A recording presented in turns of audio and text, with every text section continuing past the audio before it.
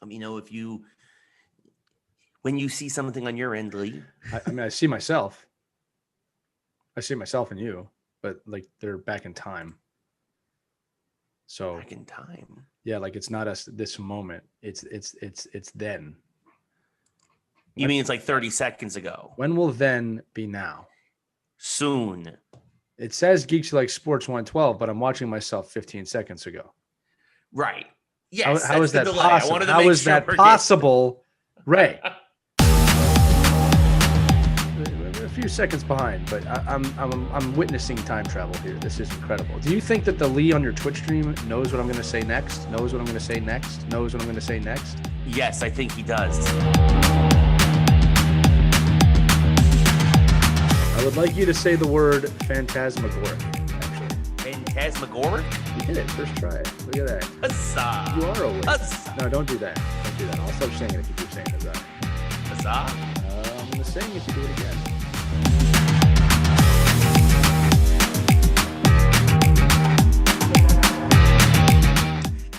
Hello there, ladies and gentlemen, and welcome to episode 112 of Geeks Who Like Sports. As always, I am Ray Carcillo in beautiful Los Angeles, California, joined by my best friend the entire world over in Philadelphia, Pennsylvania, Lee Elias. Lee, how are you doing on this fine Saturday morning? We are back live, my friend. Beautiful Philadelphia, Pennsylvania. Ray, I'm going to show you something.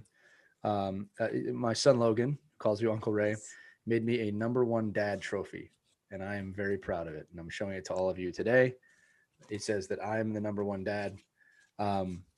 He's never had another dad, so I guess, by default, but I'm proud of him. He made that for me. He graduated first grade yesterday.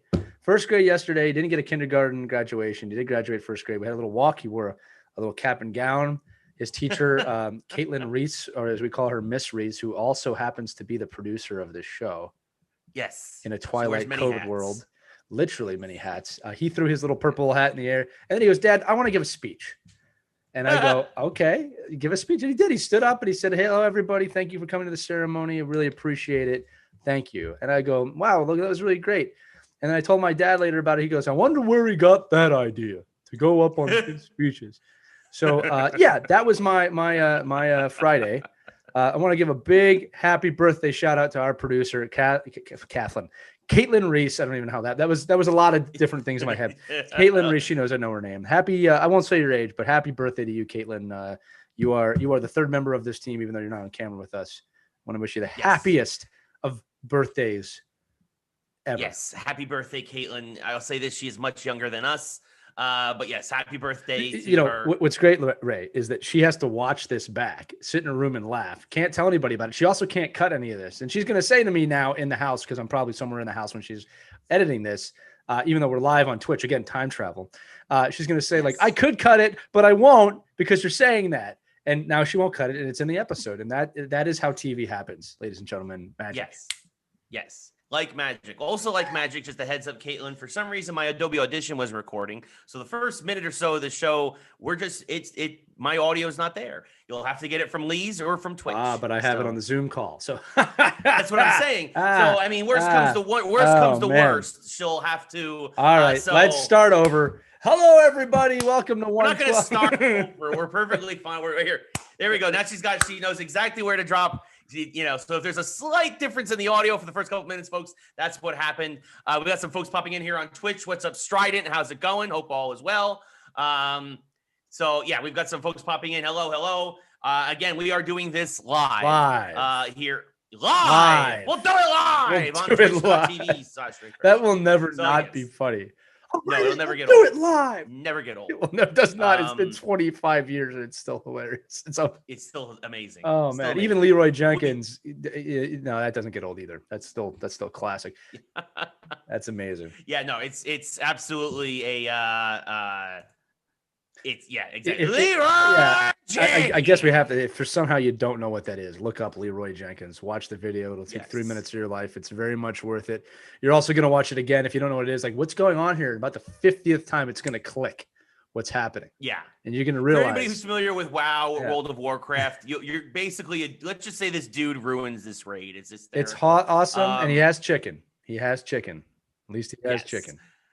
Oh, goodness. And what's up, Andrew? How's it going as more people start to pop into chat? We got a great show for you guys. We got a huge show. Obviously, NHL and NBA playoffs. We've got some football news. We've got some baseball news. We've got Loki. We're going to do a breakdown of Loki episode 2. Got some cool stuff with Loki spoilers today. ahead. Yeah, we got some cool theories today for that one. You're going to want to stay tuned for that.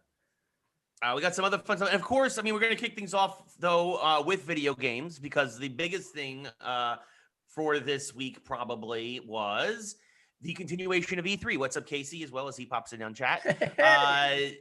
There's E3 continue. Of course, we mentioned last week we had to cut off after the Xbox presser from when we did last week's episode. So a couple other announcements this week. Pokemon Unite, which is the Pokemon MOBA. For those of you kind of like League of Legends or Smite or that kind of game, they're doing a Pokemon version. That's dropping, surprise, surprise, next month. Nintendo's just like, yeah, here it is. They announced it last year. We hadn't heard anything about it until now. They released a new trailer. Pokemon, Lee, thank you for the subscription. Pokemon Unite. So I'm super pumped for that because basically you put Pokemon in anything and I'm going to be on board, which was a huge deal. We got the Madden cover this week. Brady and Mahomes, those are both going to be. I'm glad they did that. I'm glad they did. We'll get into that. Yeah, they kind of did what they did like 10 years ago with Larry Fitzgerald and Troy Polamalu on it. Yeah, and I think that was a really classy and a really good move. Casey just subscribed. What's up, Casey? Thank you very much. I'm a trendsetter. Anyway, how about this? What trailer am I doing, Ray? What trailer am I doing?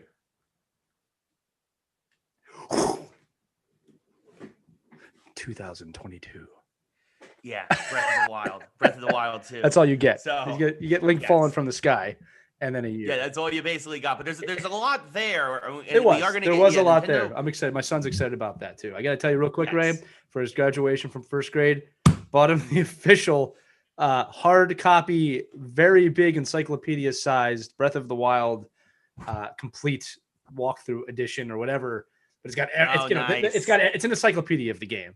And I'm just watching. There's so much in it. Yeah. Oh, it's incredible. And he's just like looking at it, like and reading it, like I used to look at the World Book or Encyclopedia Britannica, for those of you who know what that is. And it's kind of cool to sit and watch him research Zelda. And then he goes, "Hey, can I play this game, Link's Awakening?" And I was like, "Yes, you can."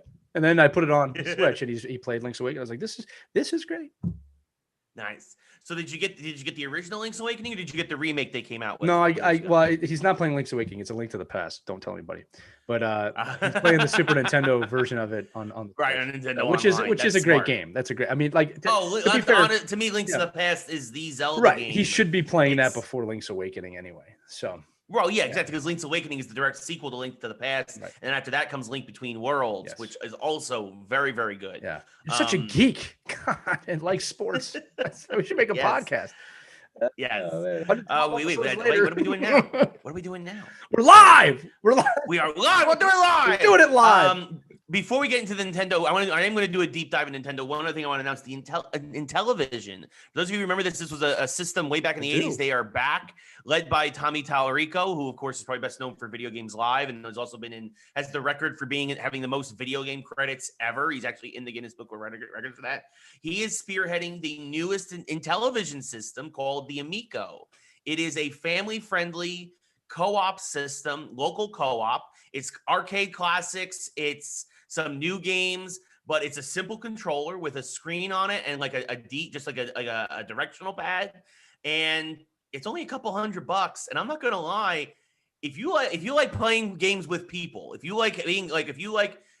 video game system kind of is the centerpiece of a party you might throw, like maybe me, this is actually a great way to do it, because this is a system meant for co-op, and most of the games are just simple fun. Just imagine like tons and tons of Mario Party games and arcade classics. I wanted to call that out. And it's great to see Intellivision back in the market. What you're seeing, Ray, is this is going to sound weird the way I say this, but this is what it is. You're starting to see video games becoming furniture. All right. Is it when you walk into someone's house, you're going to have something to play. And I always thought that was going to happen with our generation and younger, that at some point, when we were kids, it was you put the Nintendo away. Right. Get that thing out of the open. All right. Put it away. And then, Xbox and PlayStation made it. Oh, cool. You have like a computer thing. That's it. Now it's going to be like, oh, cool. You've got that thing. Let's play that thing because I like furniture. I want to sit and play that thing. So in television, interesting that they brought back that name and not a new one. I guess looking for that kind of retro feel, but it is what it is. Yeah, no, it's one of those things where, it's a brand that older gamers will recognize. It's and I think it's because of that. It's like now that we're having children, our generation, it feels like they'll cash in on that. And the idea that it is family friendly and for the entire living room, like a piece of furniture, I think this is a really smart idea. The games are cheap. They're no game is more than $20. So I think that it's going to be really interesting to see how it does. But pre-orders are available now. So let's Lee. I see your comment. Lee just put into chat. Look at the comment. I'm looking at the comment. No. I'm looking at my comment. Get it? I'm looking at my comment in the chat because the chat is 5 seconds on videos, 5 seconds behind. So I told my past self to look from the future, and it worked. For those of you listening, little magic there. Ray's not impressed, but we're not at the time travel part of the show yet, though, Lee. We'll get there. Listen, one time you said that I have a time travel fetish. Fetish might not be the word I would use to describe it. Maybe a little bit more of an obsession, or, I like time travel. Fetish kind of goes in another direction that I don't want to really explore right now. But hot darn it, Ray, I enjoy time travel things. And the age of geekdom is here, and time travel is going to be all over the place for the next decade. Guaranteed.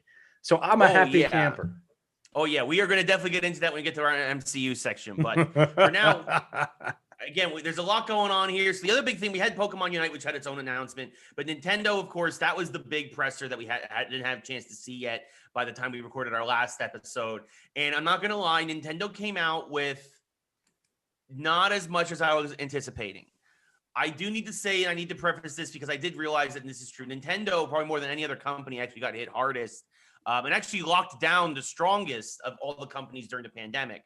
So a lot of their titles and a lot of their plans, everybody's plans in the games industry got delayed somewhat, but it feels like Nintendo's really got delayed by a full year almost because of this.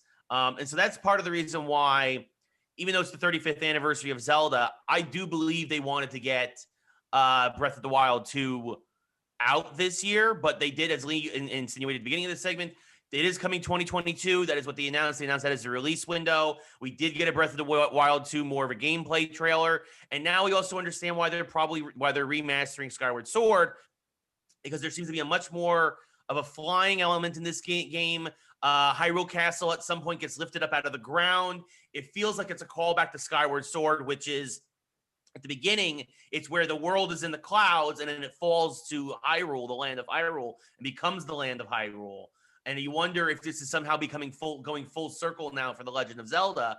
And so even though we didn't get a lot from this trailer, speculation is already very heavy in how this ties back to Skyward Sword and why it makes so much sense that they're remastering this. Also, hi to Randall, who just popped into chat. I'm going to say this too. So what's cool about what they're doing over at Nintendo, I'm going to take a little bit of a business stab at this for our audience. I've been told that people like when I do that. So here's the deal. Nintendo did get hit the hardest, right? 100% agree with that. One thing that they did do is sell more Switches over the pandemic than any other system, I believe. It was incredible the amount of sales that Switch did. So if I'm in Nintendo's business wing, I go, okay, look, we have a pretty incredible library of games on the Switch already, and we've got X percentage of new Switch users this year, which is more than ever, right? So what do we give them, right? What should we give them? Well, they uploaded a ton of games to their Nintendo Online, classic games to their Nintendo Online subscription, which is probably very easy for them to get those emulator or whatever, just get it going, right? And then they really pushed things like Animal Crossing, and they put out things like Plants vs. Zombies and all these games that were kind of ready. So I think that what they're doing is they took a step back and they go, okay, we have 30% more Switch users than we did or we anticipated. Let's take our time. Let's do this good. Let's not do a cyberpunk situation. Let's not do a PlayStation thing and rush everything out. We don't have to rush. They're playing the games that we currently have, and we're going to get our games out late 21. Probably mid to late 22, and it's going to be great because I'll tell you what, when Zelda comes out, it's going to be amazing again. Darkstroke asked, do you guys think there's any way Nintendo can catch up with Sony and Microsoft? Darkstroke, I think that's the wrong way of looking at it. First off, Microsoft is, in terms of just size, there's no, Sony's not there, right? They're the king of this space. We did a graphic actually a few weeks ago. Right. Microsoft is 10 times the size. 10 times the size. Now, the way I always looked at Nintendo is this, right? I think this is a fair metaphor, right? So, Darkstroke, I'm going to use the furniture thing again by accident, but when you want furniture, there's big furniture stores. There's places you can go. They're huge. Nintendo is the IKEA of gaming, right? They have their own little world that everyone loves. They don't need to be as big as Microsoft. All right. Now, when you look at just games, if you take the Microsoft division of just games with Nintendo, I think they are caught up. I think they're very running even. Right. When you talk about money, they're not. Okay, but that's how I look at it. Is just Nintendo has it's actually incredible that they've just kind of carved out their own little place within the gaming world that it makes billions of dollars. Let's just be honest about it. All right, yes. but Microsoft, Nintendo's still hugely profitable, right? Amazingly, right? And that's just how I look at it. And Casey agrees with me, and then Darkstroke agreed with Casey as I read comments that we get. Nintendo's kind of its own space, and especially nowadays, with consoles being like typically more affordable, and typically Nintendo consoles especially, you're seeing a lot more households have two systems, at least two systems. We do. People make a decision between Microsoft and Sony, and then they also get a Switch. Right. So that you're we should add PC into that. To be fair. Yes. You know what I mean? Yes. Some people also do PC or Switch, which is basically Microsoft. At this point, Microsoft is so well integrated into the PC space, especially with Game Pass. Oh my goodness, I was exploring Game Pass last night.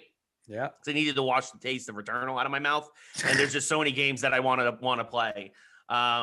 I wasn't a big fan of Returnal, folks. Just putting it out there. Not my genre game. Not that it's a bad game. If you like that particular genre of game, Returnal's for you. It's not for me. I hate having my progress erased every time I die. We're beyond that in video games. Yeah, in real life when I die, I don't like my progress being erased either. So I can relate to that. Yeah, no, for sure. But yeah, so Nintendo obviously comes out with Breath of the Wild 2. That's probably the big thing they ended. It looked good. It looked good. Yeah, I mean, it did look good. Everybody's excited. It reminded me of the Batman trailer when they're like, "Look, we're not even done filming this thing yet, but here's a taste." Right. It was good. Exactly. It gave They're like, "We know we've announced this a while ago. We need to show you something." Something that was conspicuously absent was Bayonetta 3. People were kind of upset about that. Also, Metroid Prime 4. They mentioned Metroid Prime 4 is still in development, but it's not been seen now for 4 years, and people are kind of starting to get antsy. To hold people off, however, I never saw this coming. Nintendo resurrected a game that had been dead for 15 years, Metroid Dread. This game was originally announced back in 2005, 2006. And then was canceled. This was supposed to be the direct sequel to Metroid Fusion. Again, we haven't had a side-scrolling proper Metroid. We've had remakes, but not like a proper new side-scrolling Metroid in 20 years. And here it is. They've said it. This is Metroid 5. If Metroid Fusion is Metroid 4, and Super Metroid is Metroid 3, and then obviously Metroid 1 and 2 on the NES, this is Metroid 5. And it's Samus is on another planet. There's a new enemy. It's got kind of a survival horror aspect because she's being stalked, kind of Nemesis-like, by this new enemy called Emmy. And I'll say this: the trailer didn't sell me, but I saw an extended gameplay segment from Nintendo after E3, and I think this is a big thing for Nintendo in October. Coming out right around Halloween in the fall. This is going to be their big title this year to keep people satiated until a much bigger 2022. I think I'm looking forward to it. I'm all pumped. Right. I'm gonna predict something, which I do. You've got Shredder's Revenge. You've got this game. I think you're gonna see a massive return to the side scroller with modern gaming. We saw Battletoads. These games are really fun. They're really quick and they're really simple. And I'll tell you this: I don't game for a living like you. Sometimes I just want the quick, mindless, go through the game and you're done. I don't need the open world. It's funny, right? Because like I love the idea of an open world. I'm too busy living, I guess, in this world, and that's not a shot at all. It's just like, I don't have time to I love that my son's in Breath of the Wild and exploring that with his mom, right? With Dr. Janet. I love that they're exploring Hyrule, but sometimes I just want to play a game and just kind of, a couple days and I'm done with it. And I'm seeing the return of that. And I think it's because, it's funny to look at the generational thing, like, the 45 down to 35-year-old crowd, which we're sadly both in, like I just want to play and move on. You know what I mean? Yeah. So, and we're seeing a lot of that too in online gaming where you're in and out in the battle games and stuff like that. I think we talked about this, that Knockout City game is just like that. It's mindless. But I think we're going to start to see a lot more side scrolling. I know they've been it's very vintage now when they come out, but I think it's going to become more mainstream to see, like Mega Man did this and now Metroid's doing it and Battletoads and Turtles, and some games just work better in that environment. And I'm looking forward to seeing what happens. Casey just said, the full Doom library is on Game Pass now. Game Pass, which is absolutely the future of gaming. I mean, it's Netflix, Disney Plus, but for some reason, no one sees it that way yet on the mainstream. Yeah. I don't know how. I mean, it's so obvious what's going to happen. No, it's going to get there. Yeah. I'm actually, so one of the other things that Microsoft announced, we briefly skipped, not skipped, but basically glossed over last week was Psychonauts 2. So I'm going to go back into Game Pass and basically I never played Psychonauts 1. So I'm going to go back and play Psychonauts 1 because it's on Game Pass. I'm also on a Tim Schafer kick. So I was playing Maniac Mansion last night. There you go. And Day of the Tentacle. So I'm going back old school point and click adventures.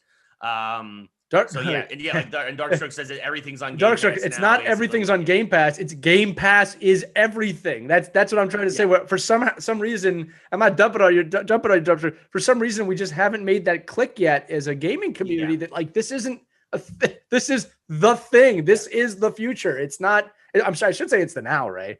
Really, I mean, it's about half and half, probably. Well, that's the thing, though. But it's becoming more the future. The fact that Microsoft announced at E3 30 games, 27. That's 90%. 90% of those games will be on Game Pass day one. Yeah, that's again just really showing how the trend is going. And the games that won't be Microsoft, they're third party. They're not Microsoft. Right. You better show your GameStop stocks now, all right?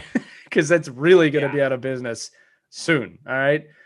Jumping back to about a few months ago, but yeah, look, I'm looking forward to, if I may, Ray, another game I'm looking forward to that I think comes out here any day is Mario Golf. Next week, next Friday. So I'm gonna do it. I think Casey Owasco, very, very, very big fan of ours and a good friend of both of us. I'm gonna do it. I'm gonna get this. I'm gonna challenge you guys to Mario Golf. Well, it'll be New Game Friday next week here on twitch.tv/Ray Carcillo. So I said it, Casey. It happened. Gauntlet's been. I'm sorry. The golf glove has been thrown. And yes. That game looks. I mean, it's Mario Kart with golf. Let's just be perfectly honest about it. It looks great. It looks like a lot. It looks like it's gonna be a lot of fun. Yeah, I like golf. And it's gonna be something. And it's coming out at the perfect time too, because there's gonna be a gap between that. There's gonna be like a full month between that and when the next big wave of games starts to come out end of July. So Casey, you're gonna play it on my Switch with me in my house, and we'll just try and get Ray involved if we can. It'll be fun. I'm sure there's got to be an online component. There totally is going to be. And like I said, so Casey's asked. By the way, I should have said Casey's asking how can he play without a Switch. Well, you can play on my Switch. We'll make it work. Right. Yeah, we'll figure it out. But yeah, so another good week of games. A lot of stuff happening. Again, we're expecting now Sony and EA to have press conferences sometime in July. I've said this before. I did a 3-minute kind of recap on TikTok. Go check that out if you guys haven't seen it. And basically, the gauntlet's been thrown. Sony has to. I don't know how Sony's going to respond because a lot of their stuff too now is mostly first party. And unlike Nintendo, Sony's first party games are great. Don't get me wrong, but they are not as beloved as. Or as frequently released as the Nintendo library of games. So, this is how Sony responds, okay? And I'm not saying they're going to do this. The only way they can respond is kind of like how HBO did HBO Max. If you remember when HBO Max launched, they didn't really have much on there. They just kind of said, we've got all the stuff we always had. We have Sex and the City, and you can watch Ballers, But really until the DC stuff started really coming out, they haven't really had much on there. So if Sony's going to survive this with Nintendo and Microsoft, they're basically going to have to make their own Game Pass that's exclusive to their games and just hope people buy that too. All right. Now, and I think, you know, I don't want to say I think this is a good idea. The other option is you sell your games to Microsoft at some point and you become a developer for a Game Pass. All right. But that's what they might do. They might come out and say, look, we've got Uncharted, we've got God of War, so forth and so on. We're going to start with that. If you're a Sony fan, it's whatever a month. Right. And we're going to expand our library from there. And they're going to hope to God people make games for them. That's it. Yeah, well, I mean, that's the interesting thing is that you wonder if, like, you going back to the HBO Max analogy, is that what really kind of kicked things off for HBO Max was Wonder Woman, right? And especially Snyder Cut, right? Does Sony do something like drastic and be like, we have a Game Pass. The only way to get the new God of War is if you have the Sony Game Pass. And then they could, and this is I'm using the streaming wars as an example because it's exactly what's going to happen. Sony could actually, I'd love the audience reaction to this. If you're watching this live or on recording, I'd love your reaction to this. Sony could do two things with this, right? They could say, okay, we're pulling all of our games off of Game Pass that we can, right? That maybe we have the rights to. It's all going to be on the new Sony Pass, we'll call it for now. All right. And then you have the two entities and they go to war basically, just like they have been. It's just different Game Passes. Yeah. Odds are you'll be able to afford both of them because when companies compete, we win. All right. But that's what may happen. Or do you want Sony to be acquired or absorbed or become an independent developer for Microsoft? Right. Nintendo will never do that. And that's okay. Like we said, they kind of operate on their own world. All right. So do you want there to be two companies or do you want them to be absorbed? I'll be honest with you, from a business standpoint, or I should say a consumer standpoint, it's better if they don't come together. All right. Because then they have to battle. It makes the games better. From a business standpoint, for Microsoft, it's better if they do. But I was going to say, when Nintendo had a monopoly in games in the late 80s, early 90s, until Sega really kind of got a strong foothold, Nintendo, I think that the industry wasn't great. No. Nintendo was raising prices. They were really putting the screws to kind of like third-party developers. You know, like, I mean, we always think of Nintendo as very, you know, in very glowing terms now. But in terms of the late 80s, early 90s, because of that monopoly, they were really kind of a bully in a lot of ways. So I do agree that I think in terms of a consumer standpoint, more companies is always better. Right. But the question is that, like, much like Sega with, finally the Dreamcast being their last hardware system, and then they became a developer. Is that Sony's future? That is the question. Is that what will happen 6, 7, 8 years down the road? How many properties do you think they have, Ray? Like 15? Sony? Yeah. In games. I'm only talking games. Like again, because they could pull in their movie licenses if they really wanted to, but let's just which they've kind of done with Spider-Man and whatnot and stuff. I think you got Uncharted, right? Right. Uncharted, God of War, Horizon, Ghosts of Ratchet and Clank. You got Ghosts now too. I mean, if they wanted to expand that, if they want to do a sequel to Ghost of Tsushima, Last of Us, but I don't know how much further they can go with that. Right. Casey mentioned Resistance, even though they haven't done a Resistance now in 10 years. Yeah, they've got franchises. It's 10, right? It's 10 or less. I think Resistance. Right. Was it Killzone? Like, they have franchises, but not all of them are big sellers. Right. So it's under 10. Right. And you got to figure if they go to war with Microsoft, some of the developers are going to leave Microsoft to be with Sony. I don't know what the magic number is. I'm going to say if they can get 20 strong properties, right? Keep Spider-Man, maybe lean in a little bit on their movie properties and make actually good games.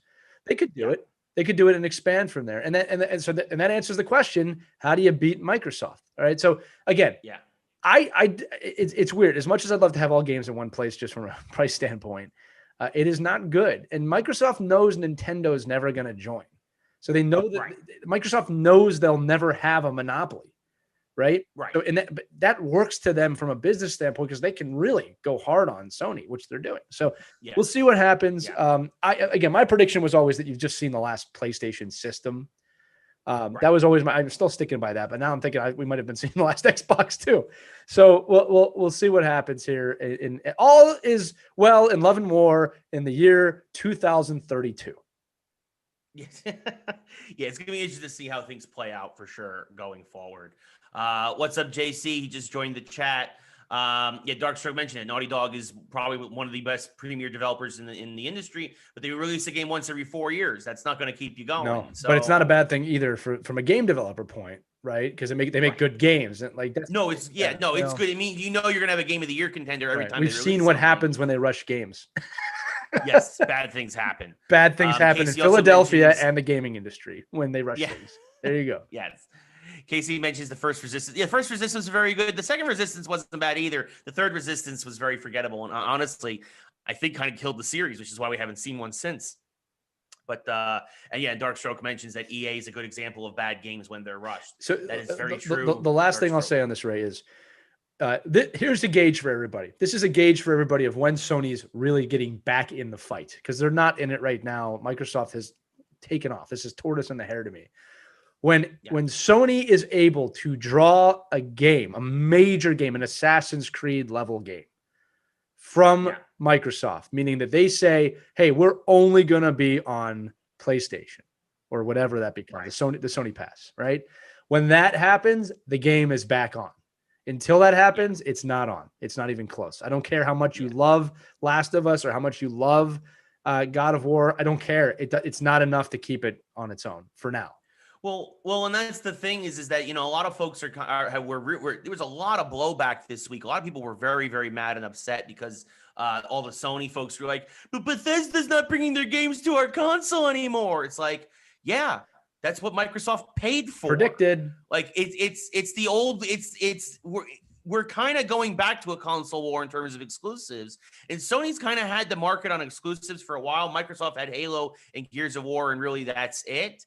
And now with Bethesda, they really just leveled the playing field, and they're really going to make people think about what you want to do. And now add that to Game Pass, where the Bethesda library is on Game Pass, and it's shots fired. Microsoft's kind of put themselves at the forefront again. Shots fired. It's like atomic bombs dropped. It's like Hiroshima. It's not the start of the war. It's the end of the war. Speaking of bombs being dropped. Oh God. Can't wait for this transition. Loki episode 2 came out this week. Spoilers ahead. Spoiler alert. Spoilers if you haven't seen it yet. How have you not seen this? What are you waiting for? How have you not seen this? Episode 3 is probably coming out whenever you see this tomorrow, or it's out already. I was going to say, when the podcast is airing, episode 3 is probably 24 to 48 hours away. So we're going to get into episode 2 now. And Lee's big prediction. We're not none of us, neither of us are surprised by this. I think we're just surprised that it came so soon in the series, that basically the end of episode 2 is that the evil Loki, who we also were correct was Lady Loki, was a different form of Loki, although now all the signs are pointing to it's actually Enchantress mixed with Lady Loki. So there's a whole thing with that too. But the timeline gets bombed by all these reset bombs, the ones that you've been collecting in episode 1. And basically tons of divergent paths, tons of basically the multiverse is created. So the multiverse of madness. It is the multiverse of madness. Yeah. And like Casey just said, it's like because it came so soon, he thinks there's bigger things at hand. And so do we, Casey. Because we got some cool predictions and cool theories today to go over. Again, I hesitate with any of these shows now to give predictions, but a few things off that. Here's some questions, right? Like, again, we're not going to review the episode in detail because hopefully you watched it. Here's some questions now that came up. Casey, you haven't even heard this one. Casey, again, see him every day. If you watched our StreamLounge.io recast of that show, you would have heard me singing within the first 5 minutes. I need a hero. I'll spare you now. It got Ray to the edge of popping, and I don't want to do that again. But here's the question: when as we know now, Lady Loki, at least we assume it's Lady Loki, is killing, and maiming, and taking the TVA agents. The song playing is "I Need a Hero," all right, by Bonnie Tyler. Bonnie Tyler, right? Why? That's a very curious song choice for that scene. Right. And it is noticeably not side soundtrack. It's the main soundtrack. Why would that song be playing then? Okay. Now, as always, could be a red herring. I think it obviously shows what we have been predicting, that the TVA and that the sacred timeline is not pure. It's not a good guy. Right. There's a lot of gray area there. That's the first question that came up. Why that song choice? That made something That is something I wanted to ask. Another theory, if I can jump into it, Ray, that circulating around online, that is a really brilliant theory. And this is I'll say this, Ray, from WandaVision to Falcon and the Winter Soldier to this theory probably has the most promise and makes the most sense of any theory we've gotten yet in a Marvel TV show. Just to give a context on that, we all thought Mephisto was going to be in WandaVision, was nowhere to be found. We thought a bunch of stuff about Falcon and the Winter Soldier, didn't happen. So you got to take everything with a grain of salt. But the theory is this, is that the TVA exists in the quantum realm. And everybody's referring to the fact that when Hank Pym rescues his wife from the quantum realm and Ant-Man and the Wasp, as they take off, there is noticeably a city in a bubble in the quantum realm. Okay, that's it. You get a quick image and then you're gone. So, and there's a lot of similarities, whereas in quantum realm, time works differently there. They say time works differently here. Ant-Man says that, he was there for 5 hours and 5 years had passed. So time travel happens within the quantum realm. The Avengers use the quantum realm to travel through time. And then Morbius M. Morbius, who's Owen Wilson's character, says, time works differently here, right? Yeah. Now, the only other place like that is Sakaar, all right? And we know that it's not Sakaar because they bombed Sakaar, right? So I think it makes sense that it's potentially possible that the TVA exists in the quantum realm outside time. That's how they're able to time travel. We know Kang the Conqueror. We do know Kang the Conqueror is the villain in Ant-Man and the Wasp 2, or whatever they call it, Quantumania. Okay? Not saying he's going to come in this show, but man, that's a lot of just concrete stuff that would make a lot of sense. Yeah, it feels like they're setting up Kang, or at least the beginnings of Kang, to where if he doesn't show up here, he'll definitely show up at the end of Doctor Strange 2. There's a lot of, you mentioned Sakaar. We also, Lee and I very much eagle-eyed went back and forth. We really did. Pause. Yeah. Pause. To get, pause. Yeah. There's a list there at the end of where all the bombs are going. And some of them are generic places, places we'd already even seen in the show, like Wisconsin or obviously New York. Right. But then of course there's also one goes to Asgard. Another goes to Ego, the living planet from Guardians of the Galaxy. Another goes to Vormir, which is where the Soul Stone is held. Another goes to Sakaar, like Lee mentioned. Another goes to Titan, which is the home of Thanos. Another goes to Hala, which is where the home of the Kree. And another goes to Xandar, which is the home of the Nova Corps. Right. So, there's all of these things being dropped all across major places. And times in the timeline. That absolutely are going to serve a purpose that they already know about in future movies. Like, I guarantee you that some of those bombs, like the ones that we don't know are going to come to fruition at some point in the future.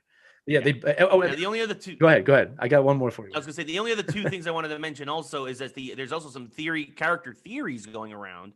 One that I called at the very beginning is that Ravonna Renslayer, there's more to her than meets the eye. She is definitely, I don't think she's evil, but she's definitely working with, much like in the comics, she's going to be connected to Kang somehow. Definitely. Oh, easily. She cares more about the timekeepers than anybody else. There is more to her than meets the eye. Well, I think it's very possible one of those timekeepers is or becomes Kang. Right. I'm not ready to throw that off the table yet. Look, like the timekeepers may become the big threat. Again, look, if you stretch things out like Marvel likes to do, all right, what happens is you have this multiverse problem. It's going to span 3 or 4 films. Right. And look, if I was the timekeeper, it would piss me off. All right. And they are formidable. We do they say that right away, that the TVA and the timekeepers are formidable. Right. So I think it makes sense that at some point the timekeepers are going to come back. Or maybe 2 of them are going to die and the last one left over will come back. But I don't know where it's going to go. But I could see that becoming part of the bigger problem. The other funny thing, Ray, is that a nod to the writing here in Marvel. We didn't say this on the live stream, but the way they catch or the way they find Lady Loki is through a pack of gum or candy called Kablooey, which she bombs the sacred timeline, which is brilliant writing. She literally made it go Kablooey, and she was leading them to her. Yeah. So that's just pretty awesome writing right there. And then, as the episode ends, is Lady Loki is pretty much enticing Loki to follow through and to see where they go. We have no idea where they went, but one of the cool things about this ending is we're making lots of great predictions and theories, but really don't know where this is going to go. No. In Falcon and the Winter Soldier, you had a really strong idea. You were right on point with that. In WandaVision, we kind of knew where that was going. Right. This one, I called White Vision. you did episode real 3, early. So like, yeah. And I don't know where this is going. So that's great. It's a cool feeling. And the episode ends like, yeah, I want more. yeah, no, it's right now at this point, it's all just guessing. Like we have a couple of ideas, but nothing super concrete, like you said. And yeah, I mean, it ends with Loki on the chase. Loki goes after Lady Loki or Enchantress. We'll see how she's referred to going forward. And again, the other thing is we still don't know much about Mobius. Mobius is kind of an original character, but it feels like, again, there's a lot of parallels. Lee brought this up that it could be another Loki. Or he could be some other character that we've mentioned before. Like there's more to Mobius than meets the eye as well. And I think that he's going to pay off and be something. Yeah. And I think, because I also think you don't get someone like Owen Wilson unless you plan on using him again in the future. So yeah, I mean, these are the great questions I have moving forward is how many episodes are they going to be chasing the Lokis at this point? Like, is it one episode? Is it the rest of them? Like, and how much more are they going to mess up the timeline? They have this major problem where if any of those timelines meet the red bar that they spoke about, then the multiverse really opens up. I'm sure I'm sure we're going to see in the beginning, they send out agents right away to neutralize some of those threats, but who knows, right? It was really really good episode. And I enjoyed it and I'm looking forward to episode 3. Yes, no, for sure. As we wrap up this segment, Casey mentions he thinks Quantum Mania can deal with reestablishing the sacred timeline or how it resolves some of the branches. Maybe. I think it's gonna have more to do with just the quantum realm in general. I think Multiverse of Madness might deal with more of snipping certain timelines and whatnot and bringing things under control. Because you gotta remember, I think Quantum Mania is still 2 years away.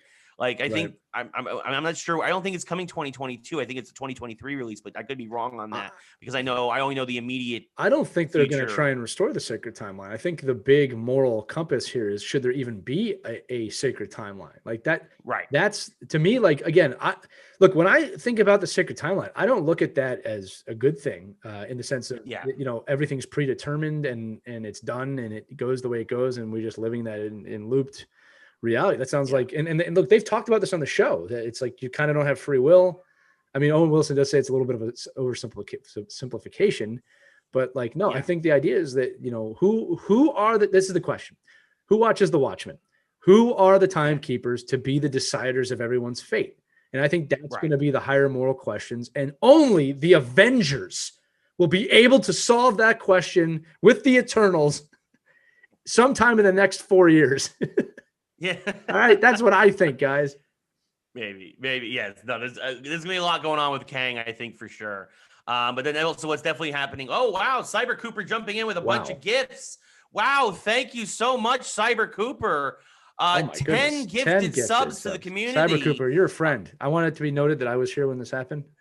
I'm just teasing. Wow. Thank you so much, dude. It's been a while. It's been a while. Cooper's been around before, but thank you again for stopping by. I hope you're enjoying the show, buddy. And thank you for all the gifts. Wow. That doesn't happen usually, folks, when the chat explodes like that. Casey called it occasion. I guess goodbye, Cyber Cooper. Holy cow! What a shot there to Cyber Cooper, just spreading the baseball all around the chat. I don't know. I'll figure it out. But for those of you who don't know, you're just listening to the podcast, if you don't watch my Twitch streams, obviously I do baseball Monday through Thursday, sometimes Monday through Friday. There's no cheating in his games either. It's all clean games in Ray's world. Yeah, I try to keep it the stream itself. Sometimes it's an M-rated game, but we try and keep the stream itself is clean. But that's why baseball is so great for my call is bait for baseball is goodbye baseball. And then you go Cyber Cooper with the rainbow flag. I guess happy Pride. It's Happy Pride Month, so that is fantastic. It's also Juneteenth today. So when we're recording. So happy Juneteenth. First time as a national holiday, federal holiday today. Yes. There you go.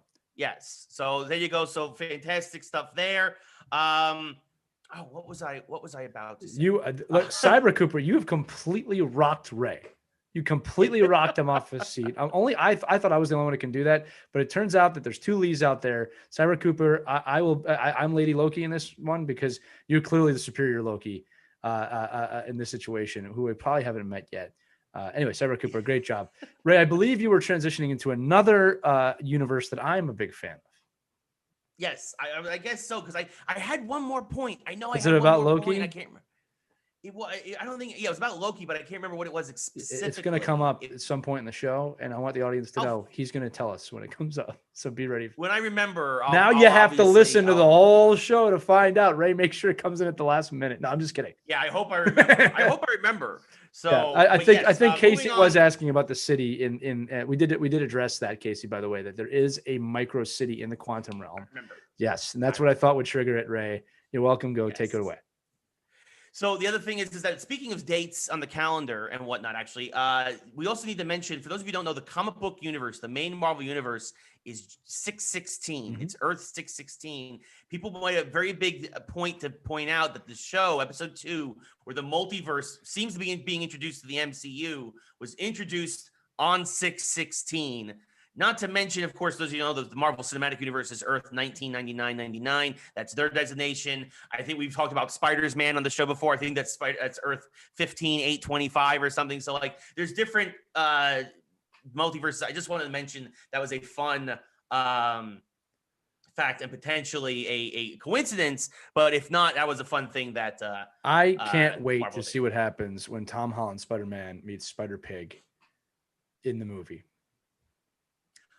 That would be something. I think something like that's going to happen. I think animated Miles Morales is going to meet Tom Holland. I think they're going to do something. Though, when animated Miles gets into that universe, he'll be live action. Well, we'll see. I don't think they're going to do a Who Framed Roger Rabbit thing. Listen, all I know is that this summer I'm playing for the Toon Squad. There we go. Well, we'll get into basketball later, but we got more time travel, sort of. Something that Lee's a big fan of. I'm excited about this. Of course, yeah. Star Trek Picard season 2 teaser trailer was dropped. An older old friend, Mon Capitan. Yes, it's so makes his appearance in the trailer. So good. Lee, I'm going to let you take it away, man. What were your thoughts on Picard teaser trailer? So I want to preface this with, I just loved season 1. They did just such a great job with season 1. Look, the key to season 1 was this nostalgia factor of, Lieutenant Commander Data and him being back in the show, and then him putting that story to bed. Right? I won't tell you what happens because I don't think everybody's seen that show, but it's just this great. They're moving to the future of the Star Trek universe, but calling on the past, and it really, really works well. Okay. And they announced this a while ago, but yeah, the trailer shows Q has now showed up. For those of you who don't know, Q is basically a god in the Star Trek universe. That's the easiest way to describe him. There's more in-depth ways to describe him, but I'm basically going to say he's a god. He can travel through space and time at his will. All right. And one of the biggest unanswered questions in Star Trek. All right. I'm going to say this again. In season 1, we got a closure on Data, right? That was a question that was left open from the movies. In the final episode of Star Trek The Next Generation, which is probably one of the best last episodes of a show ever. Okay. Q shows up to Captain Picard. I won't tell you what happens in the episode, but this is okay. And basically starts where he left off in the very first episode of Star Trek The Next Generation, which goes basically the test never ends, right? That Q is putting Captain Picard on trial for all of humanity. The trial never ends. And the show starts with that and ends with that, where you think Picard's won and he's proven himself worthy, and Q goes, the trial never ends. And that's kind of how it ends. That's kind of how Star Trek The Next Generation ends, very open-ended with that. And when that episode aired, they knew they were going to movies, right? But now Q has shown back up. We don't know why.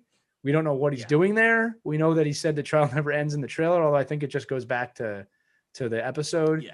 And we have a verdict. The trial's over. Yeah. Well, like I said, in the last episode of Next Generation, the verdict is in, and it's guilty. And Picard has to prove humanity's worth, it's just a really good episode if you ever get a chance to see it.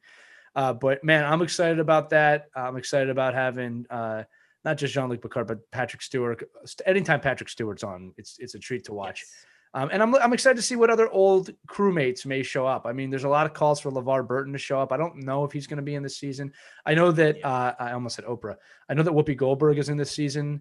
Yes, Whoopi's back. Yes, who's again another super important character in Star Trek: The Next Generation. Anytime something really major happens, she seems to be around. Her people were wiped out by the Borg. I mean, this again. Now I'm geeking out. I'm just gonna say this. I'm super excited about the new Picard show. I got CBS All Access last year to watch it, which will probably have to be on Peacock now. But just or whatever. Paramount. I apologize. Paramount Plus. Sorry. There's the wars have created so many streaming services now. I'm sorry. Yeah, I know. And then when the channel rebrands itself, it's like, wait a minute. So this is this yeah, now? It's right. like, Right. You want Star Trek? Come over to Paramount. Anyway, I'm super excited about this. I'm a big Star Trek fan. Ray has graciously always accompanied me to any of my Star Trek functions, and you've been welcomed. You know, they've always let you in. Yes. I don't have an issue with Star Trek. You're just never got into it. You're just not a Trekker. Yeah. Like I just never got into it. Like the same thing with me in a lot of franchises too. Look, here's the thing with Trekkers, Trekkies, whatever you want to call yourselves. As long as you're upfront about it, they're not horrible. It's the same thing with Star Wars fans. Like, just don't act like you know what you're talking about if you don't know what you're talking about, and they're fine with you. Right. But I do know Star Trek, and this show looks great. Yes, I'm excited. Yeah, we actually did a fun Star Trek episode a while ago. Yeah, now. it's on YouTube. That was a lot of fun. You can watch it. Yeah, we were guests at TrekCon, and virtual TrekCon. Excuse me. That's a great episode. We did the history of sports and Star Trek. So if you're a newer listener and you like Star Trek, that one is timeless, and we had a blast doing that one. So check that. Just search virtual TrekCon Geeks Who Like Sports, and you will find that episode. It was a fun one. Yes, yeah. You can go to geekswholiksports.com and check that out as well. Yeah. So moving on from Picard. You know, some might say that in Star Trek there are certain things heroes don't do, and in something happened this week in DC, and we got to talk about it just because the internet kind of went nuts when it happened. But so for those of you who know, there's a Harley Quinn show on HBO Max. It's actually very, very good, but it's also very adult themed. It's very much an R-rated cartoon, right? Like it's Rick and Morty. It's out there, right? Like it doesn't pull its punches, which is saying something because it's doing it with DC. Typically DC, much like Marvel, very guarded with how their characters are portrayed. Right. But Harley Quinn is also one of those characters that kind of get away with it. Considering her insanity and the way her character is, right? Almost kind of like almost like Deadpool for DC. That's fair. Just she doesn't break the fourth wall as much. I think that's pretty much fair. Yeah. No, in the comics she does sometimes too, but like definitely not as frequently as Deadpool. Right. But there's definitely some parallels that she's basically kind of become. Yeah, Deadpool is built off the fourth wall break. You know what I mean? Like, right. Harley Quinn's more the insanity that Deadpool shares. Right. So, but there was something that was basically the third season of Harley Quinn, I believe, is coming out soon, or is it the fourth? Anyway, I think it's the third. But and there was specifically a scene in this season where it was insinuated that Batman performed cunnilingus. Trying to keep, cunnilingus on Catwoman. That's basically the best way to put it. I'm trying to think of the best Batman way to say it, but gives Catwoman a bath. We could have some G-rated fun with this. Yeah.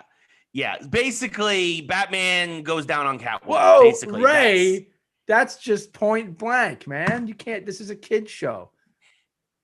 It is? Probably not. Let's just be honest. Okay.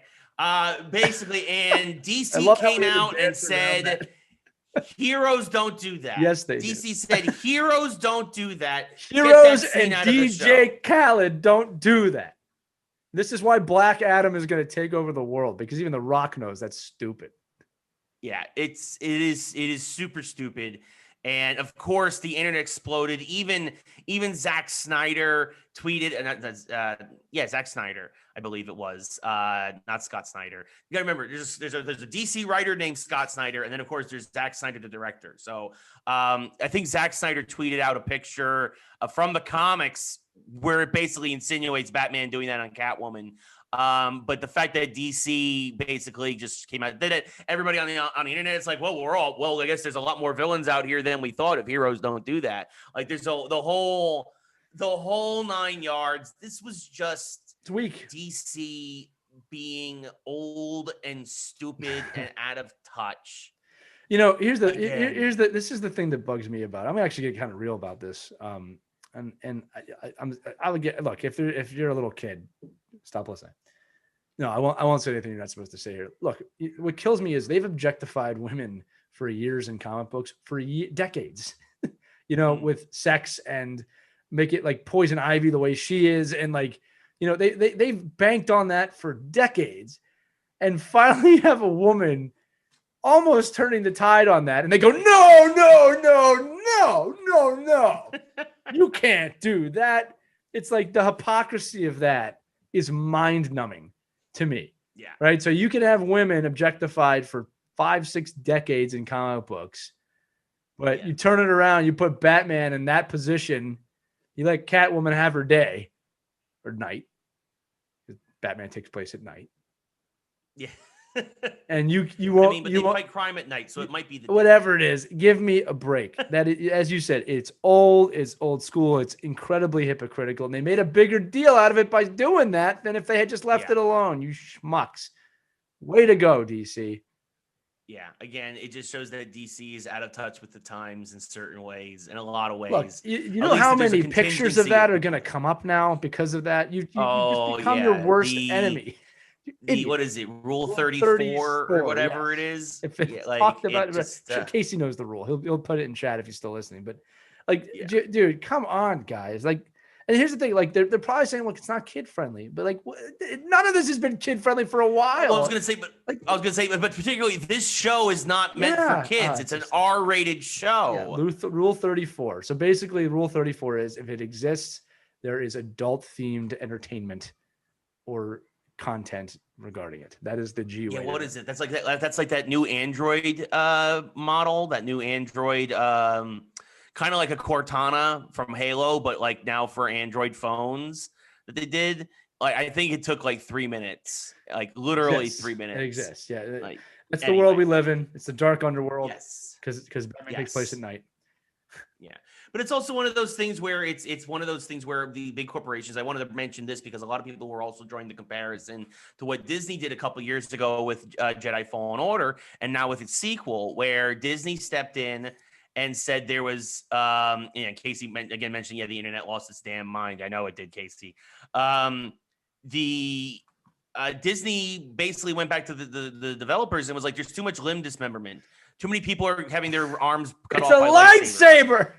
Like, yeah, and it's like, guys, do you understand that like having an arm cut off by like a lightsaber is like one of the most iconic things that happens in Star Wars? Like, but Disney nixed it and nixed a lot of it and said less dismemberment.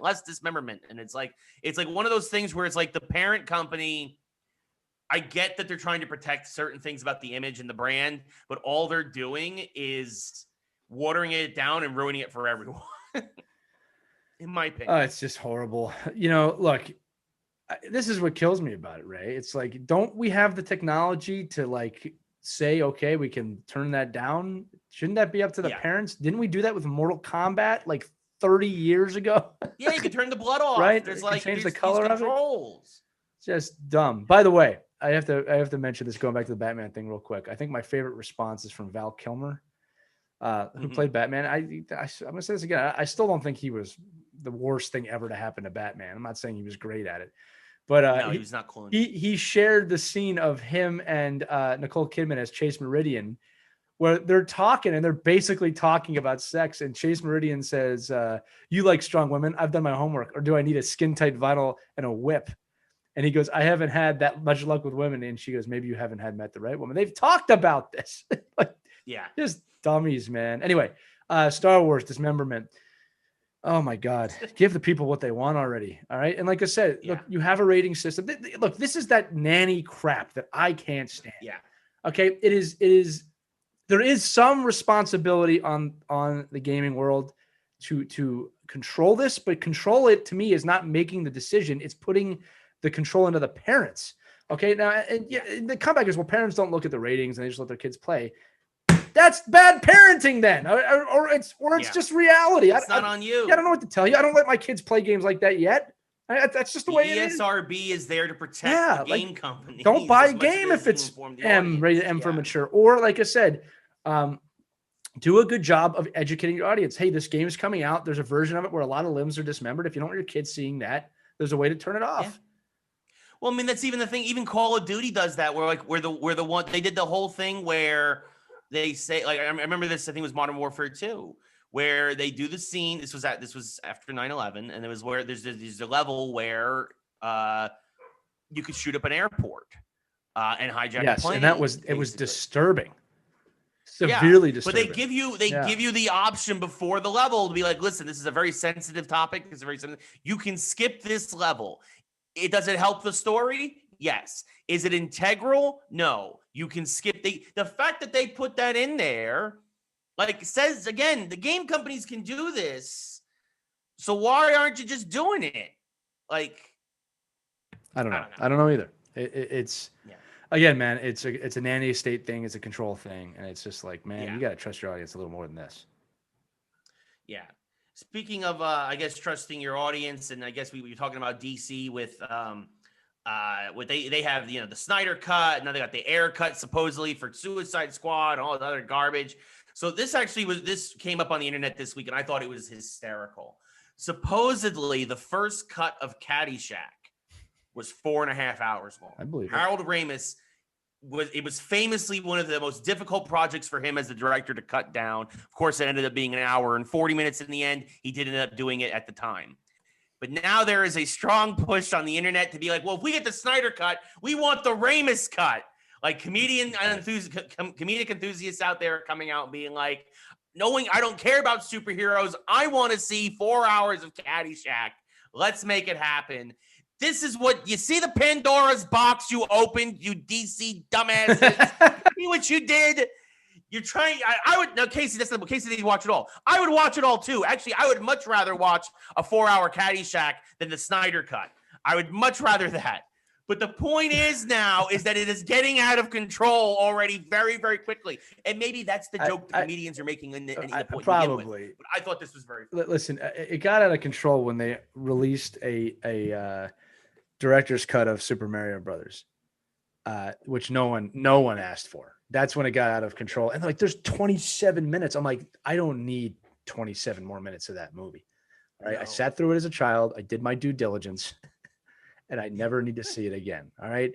But here's the deal. Look, this is what's going to happen. There's got to be a standard set. Look, if there really is a 4-hour version of Caddyshack and it makes sense, being the key, it makes sense. It's not crap. Yeah. People forget they cut stuff for a reason. Yeah. If it makes sense, do it. All right. But if it does, like, here's the thing, man. Like Caddyshack, what came out what year? 70 something, 79.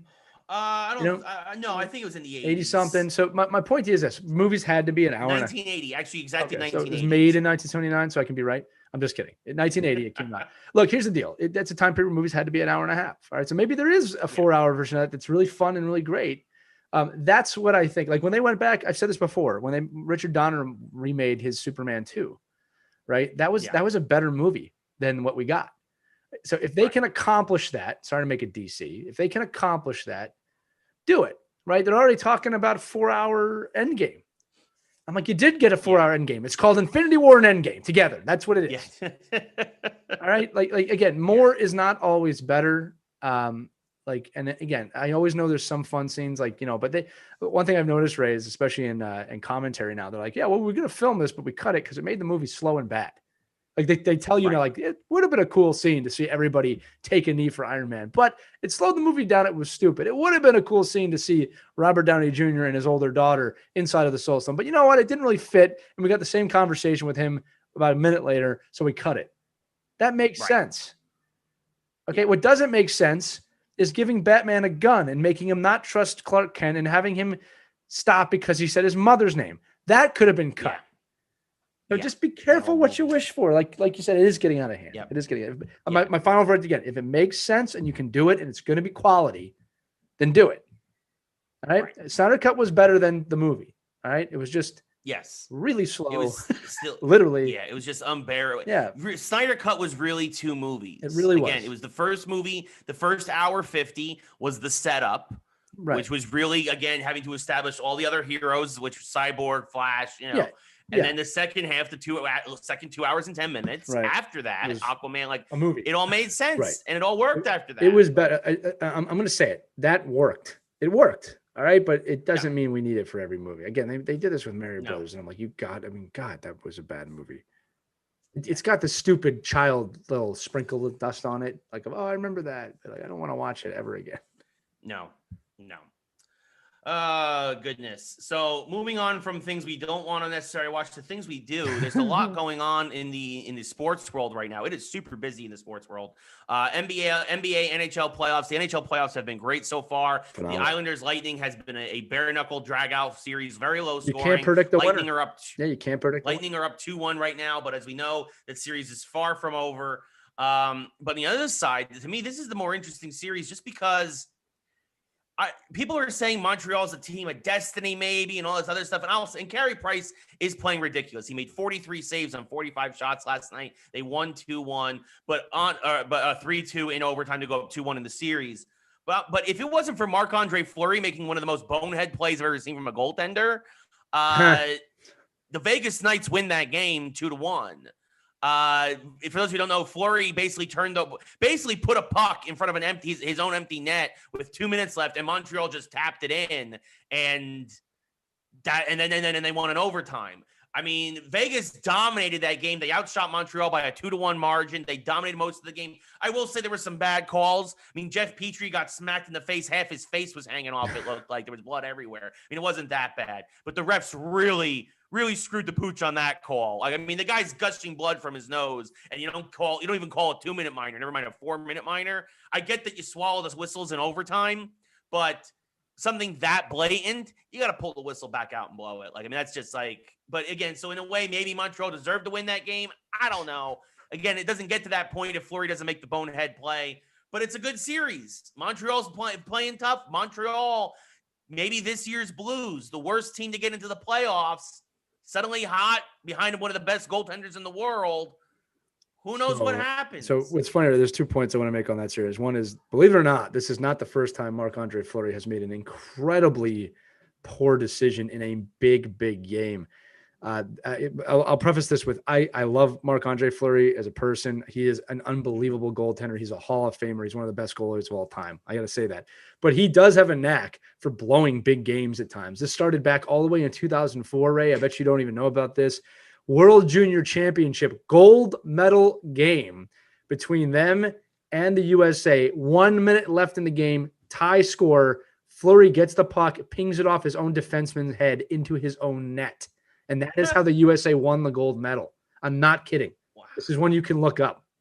He actually did this multiple times with the Pittsburgh Penguins. And again, look, his 4 or 5 flubs in his career do not match up to 3 Stanley Cups or whatever he's got in the amazing person and player that he is.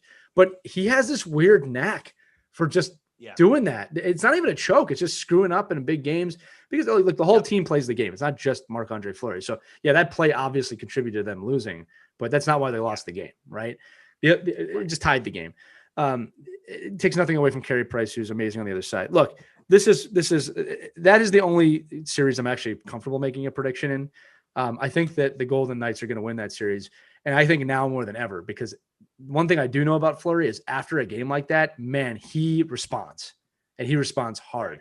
And it's funny because like I think the Golden Knights are just a better team on paper, but I've said this multiple episodes now that if you're in the semifinal, which it used to be the conference final, if you're in these final 2 rounds, you deserve to be there. You don't look at Montreal. I'm not saying this to the point you made about them being last.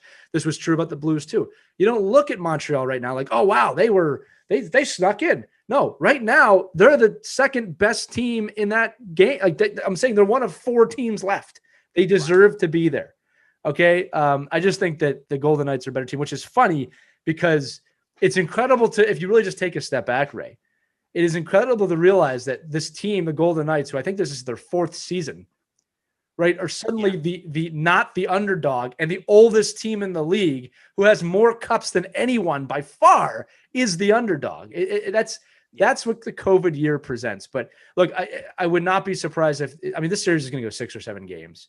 All right. Sure. And like you're making a great point that, look, yeah, the Knights should have won that game and kind of had the 2-1 lead, but still early in the series, they will respond 100%. You flip over to the other series, Islanders Lightning. I did predict the Islanders to win this series, but I'm going to say it again, man, either one of these teams can win.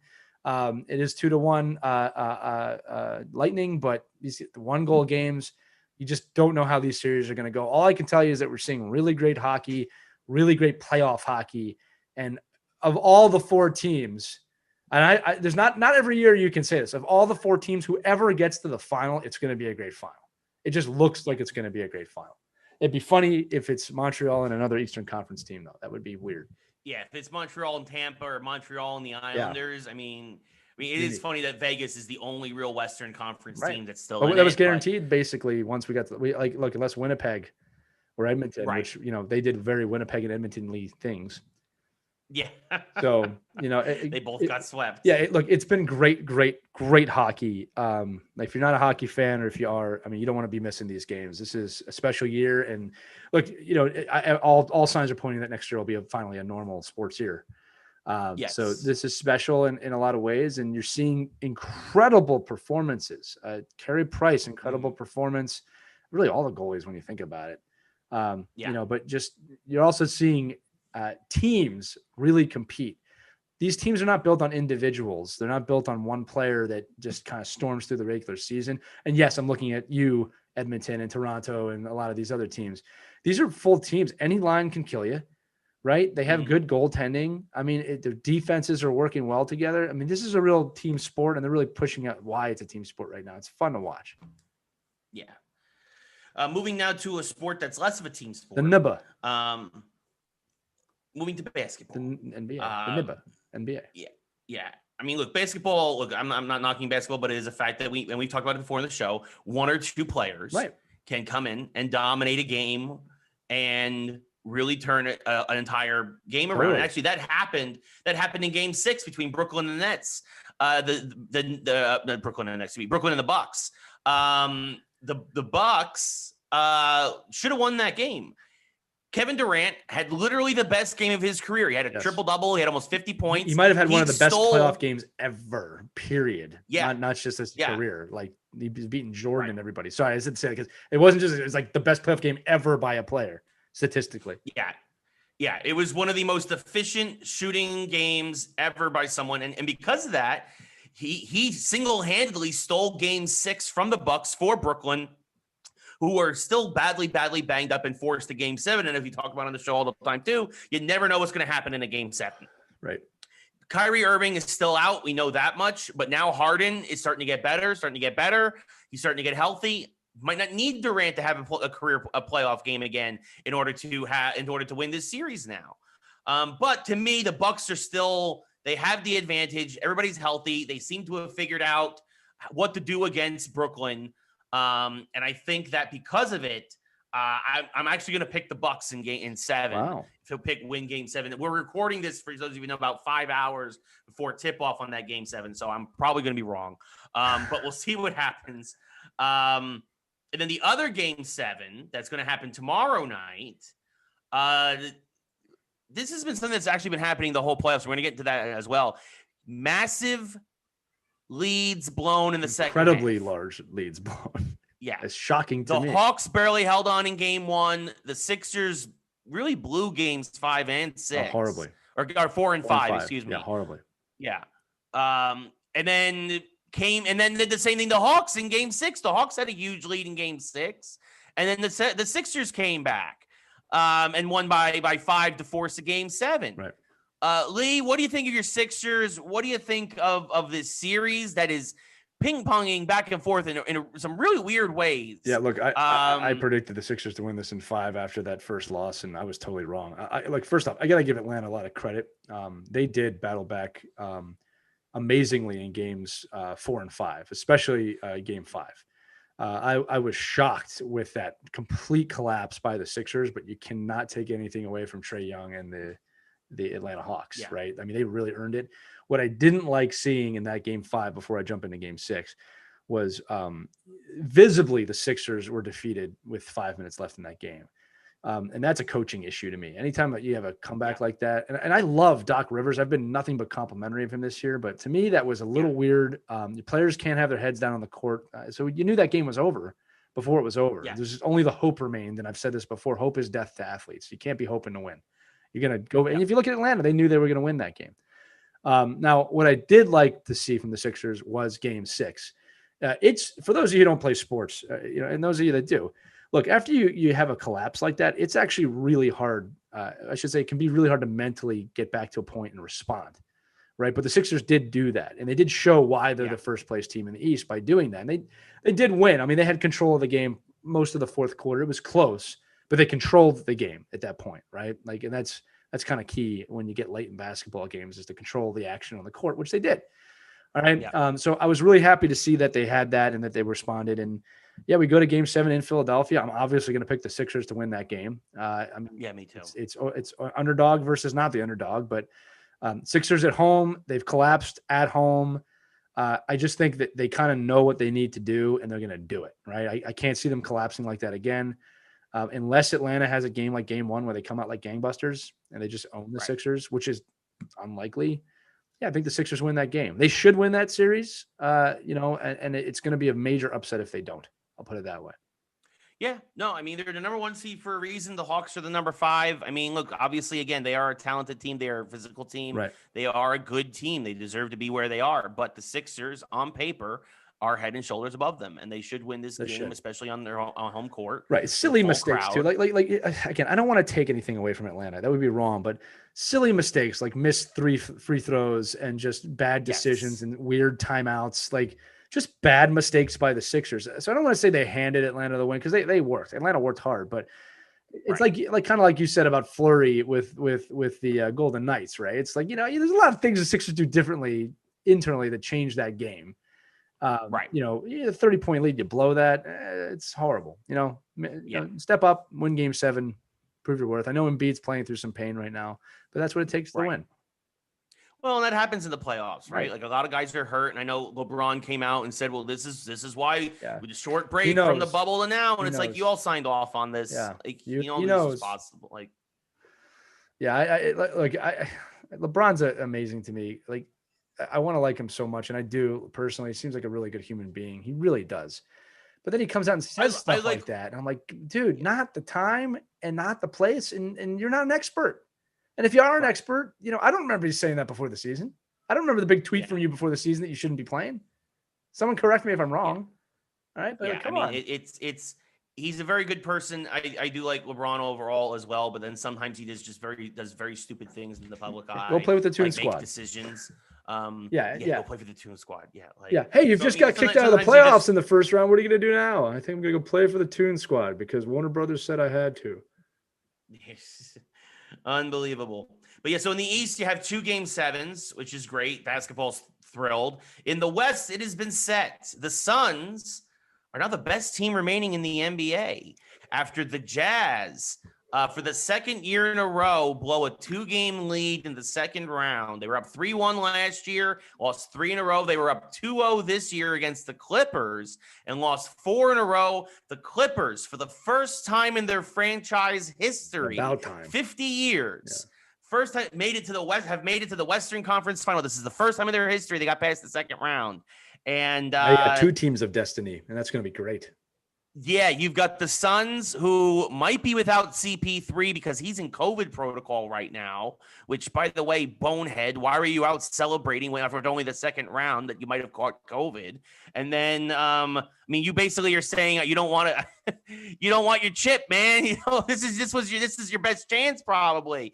And then the Clippers, of course, still without Kawhi Leonard. They still haven't said what's the matter with his knee. Most of us are thinking it's the worst. It might be his ACL again because the fact that they're not saying anything makes me think it's the worst case scenario. But the Clippers, they got their bench stepped up. The second-year kid, Terrence Mann, draining corner threes last night. They were down in the third quarter, 75-50. They came back to win. They were down by 25 and came back to win by 12. It is one of the most insane comebacks in the short amount of time you've ever seen in an NBA game. Right. And they figured it out. I mean, this was also good coaching, which, by the way, get credit to Tyronn Lue. Of course, former Cavs coach, who used to get a lot of gruff for with LeBron and all that other stuff. He figured out what the Jazz's weakness is that Rudy Gobert, maybe the defensive player of the year, but he doesn't move well around the perimeter. So what are we going to do? Start shooting threes from the perimeter. And then suddenly it turned into a 5-on-4 game. And the Clippers, also to their credit, sank like a ridiculous amount of their threes. Like they sank like, I think 14 of 23s. And that's how you eliminate a 25-point deficit very quickly. Yeah. And that was in the second half. That was in the second half shooting threes, by the way. Gobert is always a problem. He's forever going to be known as the person that started COVID in America, unfortunately for him. Yeah. No, it's true. And it's something that this is going to probably plague him, but now he'll have something else to plague him, which is basically him watching while under the rim as Terrence Mann is sinking threes from the corner 10 feet away wide open. Right. It was a bad look, but he got exposed. And so you wonder how many other teams are going to be doing this going forward and what this means for the Jazz. And what he's going to do in the offseason. He's going to have to work on that part of his game big time. For sure. And I feel terribly bad for Donovan Mitchell, who had one of the most candid post-game press conferences. Again, he's a superstar in the making. The only reason why he's not known by more people is because he plays in freaking Utah. But he was heartbroken. He's like, because he says he's like, this is more heartbreaking than losing when we were down 3-1. We lost 4 in a row and couldn't force the game 7 to go back to Utah. And he's like, I'm going to be in the supermarket in the offseason thinking about this. I'm going to be doing my laundry in the offseason thinking about this. This is going to haunt me. Yeah. I'll tell you this from a coaching standpoint and an athlete standpoint. Losing is almost always the best motivator at that level. I've always found it incredible. I've had hard losses in sport as an athlete and as a coach. And man, it'll do something to you. Look, I've said this before, I'm one of those guys. I hate losing more than I like winning. So the losses tend to stick with me, but they motivate me, right? It's this fine line with failure, right? Where you can't be afraid to fail, but it's going to happen and you got to respond to it. And the thing is, I remember, and I've had athletes that have done this that I've coached, losing and staying on the ice to watch the other team get the trophy, just to keep it in my head, right? Because it is an incredible motivator. So, watch out for that, and athletes that do that. That's the type of guy you want on your team or type of gal you want on your team. But yeah, look, the one thing about the NBA playoffs that I'll say is that I think Stephen A. Smith kind of said this best, was that look, the fans don't want to watch the games without the superstars. With all these guys injured, there's less reason to watch. Now, two things from that. It's true from a basketball standpoint. Now, if you're a basketball fan, you should still be watching. That wouldn't stop you from watching basketball. But it is true from a marketing and league standpoint that not that LeBron's, I don't agree with LeBron's way of saying it, but he's probably not wrong that maybe they should have looked at this. But again, look, they all signed off on it, as Ray said. And that's the reality of this season. But it does show a weakness in basketball, right? You lose one player to injury. That could be it. Yeah. That could be it. One of the things about the Sixers I'm really proud of is, they didn't have Embiid for a game and they won that game. In the second round or first round, second round. Well, I mean, that's the thing too. When Leonard went down, the Clippers actually played their best games in games 5 and 6. That's a team. So maybe time for basketball to maybe change a little bit more to finding out ways to do with that. We'll see. But yeah, look, it's been good. Again, it's upsetting that the Sixers dashed my 5-1 prediction, but look, that's how the cookie crumbles sometimes. And give Atlanta a lot of credit. You never know what's going to happen. Yeah, give Atlanta a lot of credit. I'll be honest with you, they looked like they were going to go 4 in a row, and then they just lost their grip. Yeah, which happens sometimes, but we'll see what happens in Game 7. A couple other fun things in basketball. For those of you who don't know, there was who saw this. This was actually insane. There was a fight. What else is new? There was a fight, especially in basketball games. It's been the crowd has been ridiculously raucous. We talked about this last week with guys running on the court and throwing things. Being dumb. In Denver, Game 3, 2 Nuggets fans proceeded to start a fight with a Suns fan who was in attendance at the game. The Suns fan beat the snot out of both Nuggets fans. Maybe they were high. I don't know. But probably not, actually, because they probably wouldn't be fighting. But the Suns fan, and then the Suns fans not only beat the snot out of the Nuggets fans, which, by the way, there have been no charges pressed because everybody in attendance said, there's also video evidence, he was defending himself. The Nuggets fans threw the first punches. Right. The Suns fans, total self-defense scenario. But then when he proceeded to knock the Nuggets fans on their butts, got up to him and said, Suns in 4, Suns in 4, which, as we know, was exactly correct. That is, they did end up sweeping. And Devin Booker, of course, the up-and-coming superstar for the Phoenix Suns, has now sent playoff tickets and an autographed jersey to Mr. Suns in 4 to show their support of what him, obviously standing up for himself and his team. So I don't know if he's going to game 1 or game 2 of the Western Conference Final, but that should be a good time for him. Good for him. Good on Devin Booker. And good for the dude for defending himself. And Nuggets fans, get again, fans in general, get yourselves under control. Start acting like adults. Oh, get man, over I it. bet you that Nuggets fan went to work the next day and he's like, I'm a hero. I beat up all these Suns fans. The spoiler alert is he works from home. Yeah. Narrator. The only thing is that Bobby. Yeah, that's what he knew. No, look, man. It's easy for us to sit here on a podcast and kind of talk down about these people, but it's true. This is what I'll say, right? Okay, your worth as a fan is not measured in how stupid you can get when your team's not winning. If you're one of those people that takes a chair and throws it at the TV when something really bad happens and you break your TV, that doesn't make you a better fan than me because you broke your TV. It means you're under a lot of stress and you have no control over yourself, right? So just fandom's not based on the ability for you to get drunk and punch someone in the face. That doesn't make you the better fan. That makes you an whole. Right? I believe myself there for you, okay?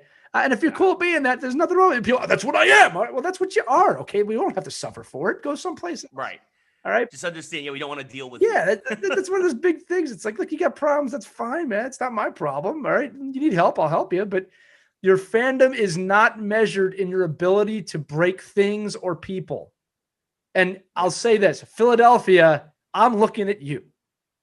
All right. I can say that. I will also say that nobody hates Philadelphia teams more than Philadelphia fans. It's 100% true. I wish you could hear Sixers fans here, Ray.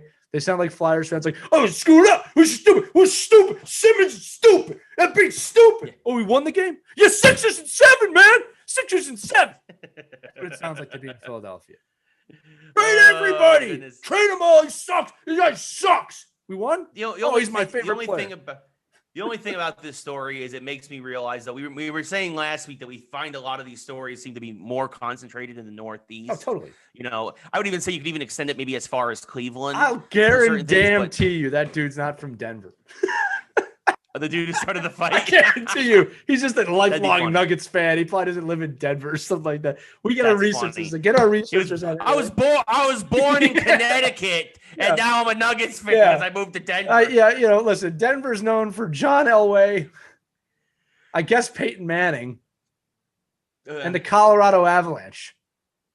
Yeah, I would say it's more like Joe Sakic and right. And you're not fighters. Right? What are you doing? I guarantee you that guy's a transplant.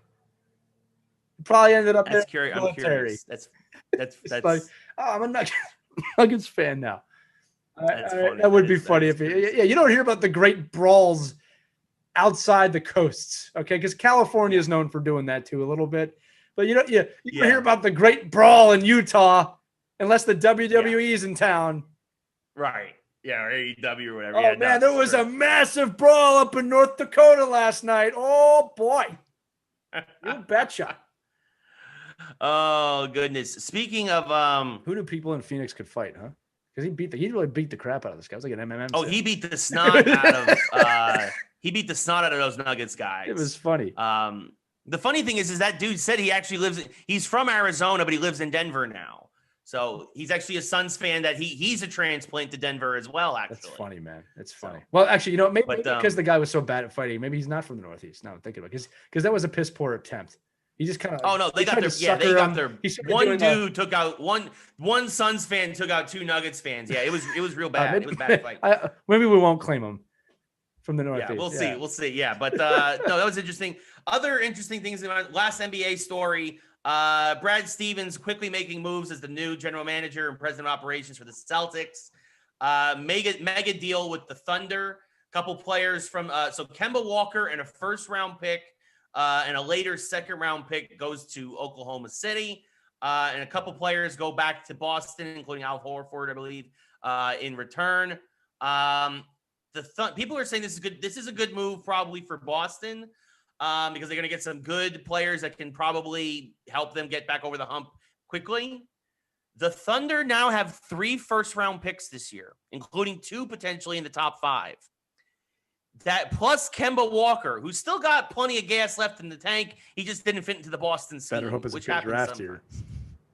I was going to say the Thunder, who were almost a playoff team this year, has a good young core. If they hit with their draft picks this year, they could be a powerhouse again in a couple of years, like very quickly. Yeah, I agree. That's a lot of draft picks for the NBA first round. They have 3 in the first round. Yeah, hey, listen. Look, this is the other thing though, Ray. Like the gig's out. You want to win, you better get the best players, right? And if it is a good draft year, so it's like we'll see what happens. But that's the key. You really want to build from that. Like if you can't get yourself a LeBron or an NBA superstar, build it from the ground up. Try something new. Build a team. Yeah. Yeah, well, and that's it, man. Especially in basketball, 3 draft picks. That's 60% of your team. Yeah, 60% of your starters potentially. And you got to figure at least one of those guys is going to work out. At least one. Yeah, at least. But yeah, so that's it from basketball. One other hockey story real quick I wanted to mention. Gerard Gallant is the new head coach of the New York Rangers. Speaking of Vegas, going full circle here in this particular segment. Right. Of course, led the Vegas Golden Knights to the Stanley Cup in their first year where they just barely lost to the Capitals. I'm excited as a Ranger fan. I think this is a good hire. This is a great hire. It's a phenomenal hire. Are you kidding? I think this is exactly what you perfect need. For our team. Right. Get us over the hump as well. Maybe start to get these guys to wake up. Also, maybe clean up the culture in that locker room, which obviously got away from Quinn. The Rangers are ready to win. Yes. I think we've said this. I think I've said this, that the Rangers are one of the most underappreciated teams in the league right now. You have a future, if not current, Norris Trophy winner in Fox. You have pretty good goaltending.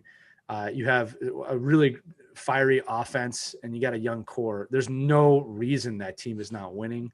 And again, I think that the Rangers are going to quote unquote shock a lot of people next year. I'm going to say it right now. It's not going to be a shock to me when they make the playoffs next year. They're ready to go. Yeah.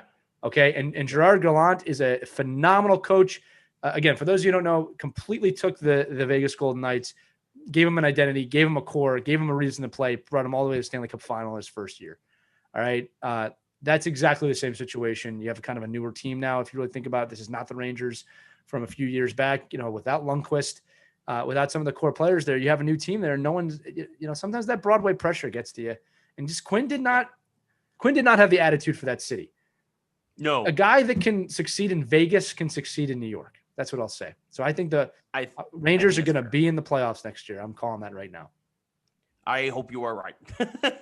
I think also the Rangers had a lot to deal with this year. We talked about it a lot. They had a lot of answers in the locker room. Yes, and I think a full preseason with everybody. I think you're going to see a big jump for Lafreniere from year 1 to year 2. I think you're going to see a lot. I think you're going to see a big improvement under Gallant too. So I'm excited about this.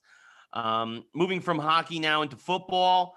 This is going to be an interesting year for football. It's the biggest season ever, 17-game regular season. Right now, I think it's OTAs, training camp, all the other fun stuff. We're 6 weeks away from preseason, folks. We're on the cusp of it. But the NFL has instituted a couple of new rules this year that, to us, I mean, at least to me, makes perfect sense. And some of the players specifically are speaking out against it, and they're calling it draconian, and they're calling it. And then look, and sometimes the NFL does have a habit of overstepping its bounds, but I think in this case, I think they're completely within their rights, and I think it's a smart move. For those of you who haven't heard, Cole Beasley, wide receiver for the Bills, formerly of the Cowboys, a constant pest in the slot, refuses to get vaccinated. He refuses it, and the NFL has come out and said, that's your choice. It's perfectly your choice. But understand that we are then going to enforce on people who are non-vaccinated the COVID rules from the season last year. You have to stay masked. You have to stay distanced, socially distanced from everyone. You have to be isolated because we can't trust you around the rest of the roster, because the last thing we want is the COVID outbreak. And Cole Beasley doesn't understand why he's not getting all the rights that he should have as a football player because he's not vaccinated.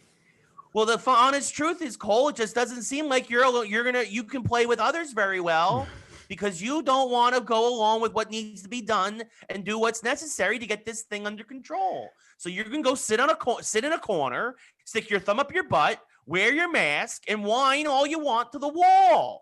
You little... Right. I'm going to jump. Look, I'm not going to be as sarcastic as you, Ray, although I think everything you said is on point. Look, I will say this. I think this is one of those things that specifically Americans forget. All right. And if I'm being preachy, feel free to comment. I want you to know it's always open for discussion. But there seems to me to be a lot of lack of understanding of what freedom is and like what that actually means. Yep. And here's the deal. All right. Any business, which the NFL is, any business can tell its employees and its patrons that you cannot come in, or you can come in under these guidelines. We've been living under the no shirts, no shoes thing in restaurants for my entire life. No one's ever complained about it. All right. Yep. It's the same idea. The choice, the freedom is you don't have to shop there, or you don't have to watch. There have been plenty of sports fans this year, which by their rights are not watching sports because they disagree with Colin Kaepernick, vaccinations. They disagree. And that's their right. It doesn't matter if I agree with it or not. That's their right. That is freedom. Okay. What's important is that all people are afforded those same freedoms, which they're not. Okay. And then B, the other point is understanding that in other countries, you don't have a choice. All right. For example, there are countries where there are not 15 supermarket options that you can shop at. There's one. It's government run. This is a metaphor. And you have to shop there. And if you don't get your COVID vaccine, they'll shoot you. That's not extreme in some places. That's reality. Yeah. You have the choice not to play in the NFL next year. Yeah. You have the choice. That is something not very unique to America, but unique that America probably found it.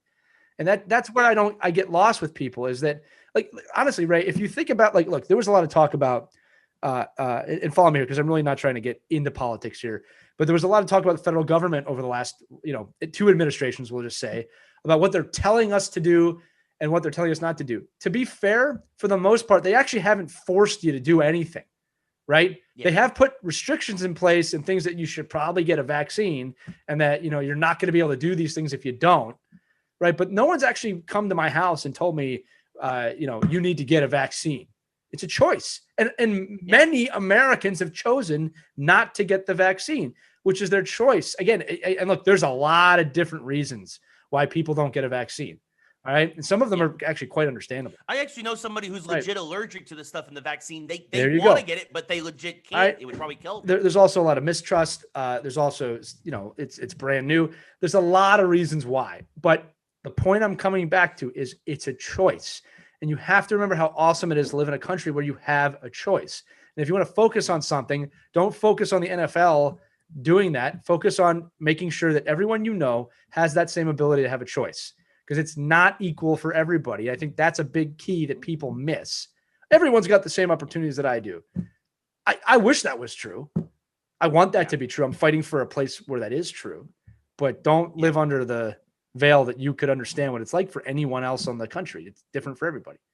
So without going deep into that, sorry. The bottom line is there are consequences for your actions. Yes. That's it. And again, the NFL said it. You are more than within your rights to not get vaccinated. Right. We are perfectly fine with that. Good for them. For understand that you then have to play under a different set of rules. Right. And everyone else, their rights to protect everyone else. They are completely within their rights to say that, right? They do not. They have the freedom and the ability to tell you that. And again, they also have the freedom to do the opposite of no one needs to get vaccinated at all. Like they're just not going that route with it. Okay. There's some places in the country where it doesn't happen. Look, I can go in my supermarket now without a mask on. I think it's great. Yep, mine too. All right. I have no problem with that. If you have a problem with it, then wear a mask. I'm not judging you. It's that simple. All right. We don't have to judge everybody based on their decisions. All right. Just, live your life, man. Yep. Play pro football and just shut up. That's it. I shouldn't say Understand that there are consequences for your actions. You don't want to get vaccinated, you got to play wearing a mask. Right. That's it. Sorry. Yeah, look, last thing I'll say is I just look, Ray and I have been kind of avid proponents of wearing a mask. Obviously, with things going the way they are now. Vaccine. Yeah, it's changing now, right? If you're vaccinated, you're probably fine. All right, but here's the deal. COVID's not gone yet. It is lowest. I think one of the big things that I think we missed as a country is it's below 10,000 cases a day nationally now. We really should be as a country celebrating or at least patting ourselves on the back as a country that, hey, look, we made it through 15 months together. The world didn't explode. Especially a country our size. Right. Here's the thing, Ray, is look, first off, no other countries, no other country that I know of, I'm sure there are some, is where we're at right now, vaccination wise. We really set a standard for vaccinations, and that's amazing. Yeah. Well, that's why we're starting to send the vaccine around the world. We really are. And get everybody else to where we are. And I think that unfortunately we're so polarized here that it's not allowing us to just say, hey, look, all this happened over 2 administrations and they got the job done. Whatever. Yep. The point is this, okay? We should be able to pat ourselves on the back, not because we made the vaccine. I'm not saying that scientists did that. Okay. But what I am saying is that, the world didn't explode. There was not thermonuclear war. Okay. Yes, we had some very turbulent times, but we did it. We got through it when we beaten this thing. You can feel good about that. It's okay to feel good about that. You don't have to have a but on everything. All right. We'll look back at this later on. There's definitely things we could have done better. All right. But the point is that we found a way through this together. We're here. And I tip my hat. And I shouldn't say that, God bless the families that lost anybody during this. Okay. Because millions of people did die globally. Okay. But it doesn't. And 600,000 here in the US. Right. It doesn't mean we can't be gleeful that we're getting through it and we're beating it back. Okay. That you can have both of those two things can exist at once. All right. I think there's this thing of I have to feel bad all the time to make it real. It's the same thing as throwing a TV or chair at your TV. Doesn't make you a bigger fan, right? Doesn't make you better if you're, you can live in both of those places at once. So congratulations to everyone who listens to the show on we're winning this battle. We're not through it yet, but we're trying. And I think it's great. I really do. Yeah. So, it's not great, right? And baseball and screw Cole Beasley. Yeah. It's moving on to speaking of having consequences for your actions. What's up, Caitlin? She just jumped into chat. Speaking of happy birthday, Caitlin. Happy birthday, Caitlin. Having a consequence for your actions. Major League Baseball. Oh, God, they just can't get out of their own way. I don't know where to start. Now We're getting reports now that the camera technology and things that the Astros got caught cheating for, not quite banging on trash cans and whatnot, but that those systems have been in place for other teams, including saying that the Royals in 2015 cheated their way to a World Series championship, and that basically every one of the last 6 World Series shouldn't count. So that's fun. I don't agree with that. Obviously, they all count. They're all going to stick to the record books, but it looks like that baseball's somebody is finding the skeletons in the closet. As 31B jumps in and says, yes, the MLB is a mess right now, and you're damn straight it is. The biggest thing, though, of course, is the foreign substance rule. Pitchers who are found to have an illegal foreign substance on their body to help get a grip on the ball will be suspended for 10 games, which is 1 to 2 starts, depending. But they'll get full pay. And the reason is that you're finding out now, as Tyler Glasnow and Garrett Cole and basically every major pitcher in the league is coming out. And again, this is why they're basically trying to say the reason why baseball is doing this, the reason why offense is bad right now is that baseball changed the baseballs and they're looking for a scapegoat. That's the truth. God. That's the God honest truth. Baseball admitted at the beginning of the season they did in the baseball, and now we're having less home runs and less hits and less everything. But now let's go back and penalize the pitchers who for it looks like for years, for decades, because even Glass now said it. He's like, I just use it because I don't want to hit a guy in the head. And actually, he says that it's changed my delivery and motion so much that he hurt his arm. He hurt his forearm because now he had to change his delivery and motion to get a better grip on the ball. And he said he uses sunscreen and resin, rosin, which is actually there's the rosin bag that's on the mound. That is legal, and sunscreen is too. They play during the summer. It's 90 degrees out, so the fact that he takes a little bit of extra sunscreen, puts it on his fingers along with the rosin bag that's there, and he can't do that anymore. It's kind of ridiculous. Now, I get the spider tack and some of this other stuff that's kind of ridiculous to the point where you saw it where Yadier Molina had a wild pitch bounce and actually stuck to his chest protector. I can understand that, but clearly this is a rush job by baseball trying to sweep all their mistakes under the rug again because they just don't know what they're doing. Rob Manfred is the disgrace to the sport. And look, I know I'm not supposed to wish bad things on people, but boy, oh boy, do I wish nothing but the worst on Rob Manfred. So... yeah. Lee, what are your thoughts on this ridiculous freaking scandal again in baseball? You know, Ray, I haven't been quiet about my thoughts on the MLB. I have not watched hardly any baseball this year. And it's because I'm kind of taking a stand. I'm so disappointed in the sport. I shouldn't say the sport. I'm so disappointed in Major League Baseball that I'm having a hard time watching the sport because I actually love baseball, right? But I can't watch it anymore. Like it's just, how am I supposed to, they've lost my trust, right? How am I supposed to watch it when I don't know what's happening? They're like, oh, everybody cheats. That was supposed to make me feel better about what's going on in baseball. You know, like, look, man, I'm going to say something I thought I'd never say. I think that the MLBPA and MLB are too close. I think that they're working too closely together. I think that they are seeing things on the same wavelength. And I think that's exactly the opposite of what collective bargaining is supposed to be about, that the players should be doing what's best for the players and the league should be doing what's best for the league. And they're really not. They're doing what's best for business. All right. And that's not the right way to handle this, because when they're both focused on the money-making aspect of it, you lose sight of actually growing the game. So all I'm hearing is this, this foreign substance rule. I said I'd sent Ray a text when this happened. Right. So if I cheat, I just miss a game or two. Got it. Yeah. Like that's it. So okay. This is how this works now. Now you're gonna have managers look at pitchers, be like, well, I could lose him for a game. As long as he wins me a game every fifth rotation, that's fine with me. So I'm just gonna have a guy who cheats every 5 rotations, and oh, that's incredible. They won't do this. Yeah, they will. Yeah, they will. They'll find a way to cheat. Yeah. So I'm just. Like I'm telling you, I'm kind of boycotting Major League Baseball. I'm not saying anybody else has to, but it's, how will you, I can't watch a league where I know people are openly cheating. Like, I'm not going to give that my money. I'm not going to give that my time. I don't care about my allegiances. I'm a huge Phillies fan. All right. But I'm having a hard time. And no one, by the way, I've said this for weeks, no one has given me a reason to watch. Nobody. No. All right. Now I'll say this. If I go to a game, which I haven't yet this year, I wouldn't mind going to a game with you or my friends just to watch the game. That, to me, that's like a night out. All right. It's a little different, but I'm really not interested. And I think that's a shame. And I don't think I'm the only one in that camp. So we'll see what happens.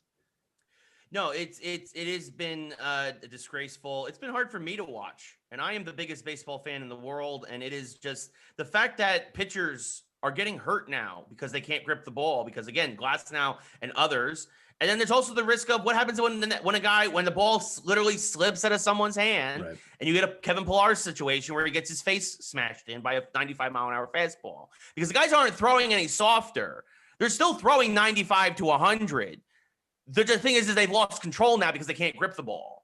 Or their forearm is falling off because they're trying to change it to where Glasnow literally said where he used to hold the ball with his fingertips, he now has to push it into the palm of his hand, and it's using muscles he's not used to using when he throws the ball.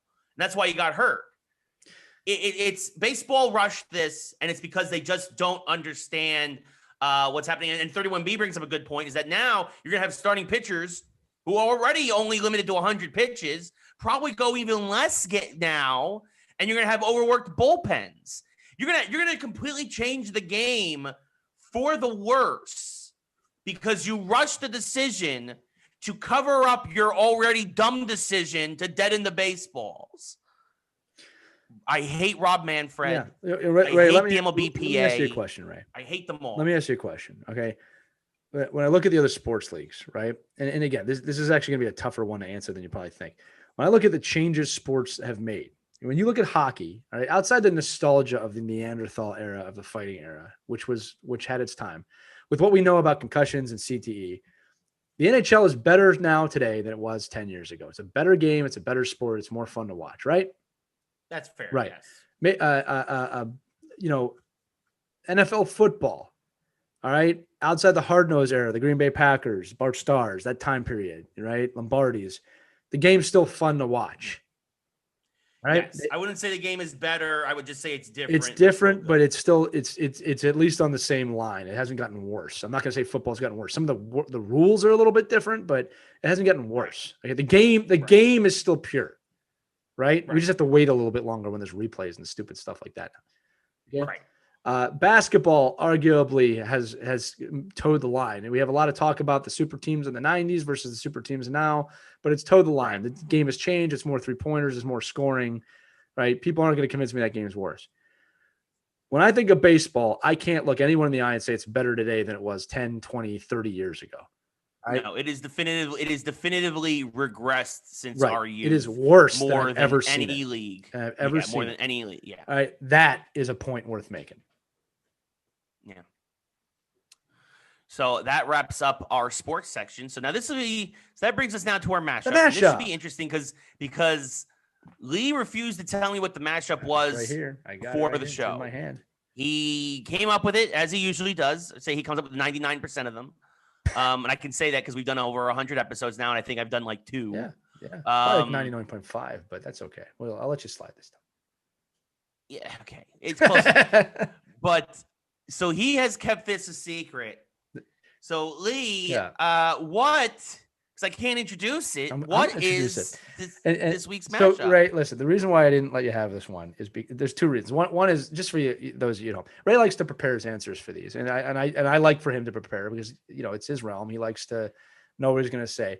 But Ray, this one I think will bring you enjoyment, and I think it's going to bring our audience enjoyment to see you thinking on this one because I know you well enough to know that when you're mad at people, you revel in thinking of ways to get back at them or punish them.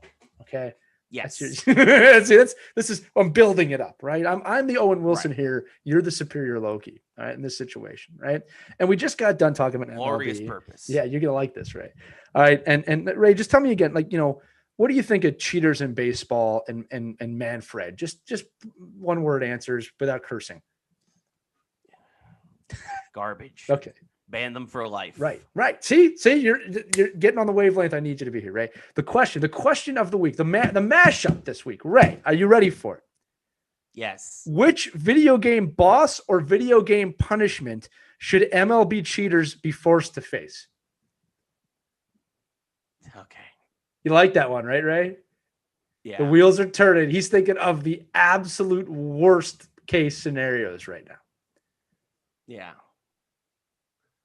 Yeah. All right. You go first. Give me some time. Buy me some time. Well, mine comes down to if and again, obviously I have to say this, that my answer is not a reality answer. This is a fantasy realm where Robert Manfred is dropped into Mortal Kombat. That's a good one. And I just don't know who he's fighting yet. He could fight a lot of people. Actually, I kind of want him to fight Shang Tsung because then he can come back and meet all the old baseball players that don't like. Pete Rose shows up. Mark McGuire shows up. Jose Canseco shows up. Why? I don't know. It'll be fun. He's not going to get the best. Ken Griffey Jr. might even show up just to show his swing off, right? You just drop him right into that. Now, again, that's more of a punishment. It's not like a boss, right? But, when you think about cheaters in the NFL, because there's the athletes, like who should Altuve have to face off? He's wearing a piece on his chest. Maybe Solid Snake should show up and teach him a lesson, right? You see where I'm going with this, Ray? Now, Ray, Ray's not smiling for these at home, but he's in thought. I can see. I mean, there's so much you could do. Tell them, Ray. Right? You could drop them in lava. You like from Mario Brothers, right? You could have Bowser breathe fire on them. You could insert them into Smash and have them thrown off the edge of a cliff. That's the way the way he's saying it. You could. I mean, there's so many ways we could go with this. I want to put a baseball player in NFL blitz. You could, there you go. I mean, and I want it to be blitz the league specifically. One of those after the whistle plays, where no one's looking. Yes. There's the game I played yesterday, Returnal, where basically the spoiler alert if you haven't played Returnal yet, game's a few weeks old, but the end of the game is you basically find out that you've basically inserted yourself into this time loop where you die again and again and again as punishment for being a bad parent. So I would imagine Rob Manfred being inserted into this time loop where he has to die painfully again and again and again and again for all eternity because of how horrible he is as a human being. So bad. Yeah. He gets drowned. He gets destroyed by a tentacle monster. He gets impaled on spikes. He gets thrown off a cliff. I like throwing people off cliffs. There's let me help you work through this a little bit too, because I just kind of came up with this too. So I think I know the answers to this, but like we're going to come to this is going to be a new segment called Ray's Perfect Death for someone else on our show. I don't know what the acronym is there. Ray, what's your favorite game ever? Probably A Link to the Past. Okay, so we're going to drop Manfred or the Houston Astros into Hyrule. Right now, there's been a lot of bad situations in Link to the Past, but now let's just stay in Zelda. Let's not link it to just one game, right? Yeah, no, I mean they can get. I think you turned to stone. You don't even know this. You came up with the perfect answer. Ray. We're gonna take all the cheaters. This is fair. This is actually fair. We're gonna drop a moon on them. We're gonna drop a moon. Oh, that's good too. I didn't think about that one. We could put him in Majora's Mask. But Ray, are you ready for the ultimate answer? Yes. We're dropping them in the water temple. Good luck. You're never getting out of there. And if you screw up, you got to start the whole game over and over again. It's fair. They don't die, which is gruesome but fun. And they have to survive the water temple from Ocarina of Time. And Ray, that's N64 graphics. You don't even get the benefit of today's graphics. Have fun, Manfred, in the water temple in N64. You have to face your evil shadow. Yes.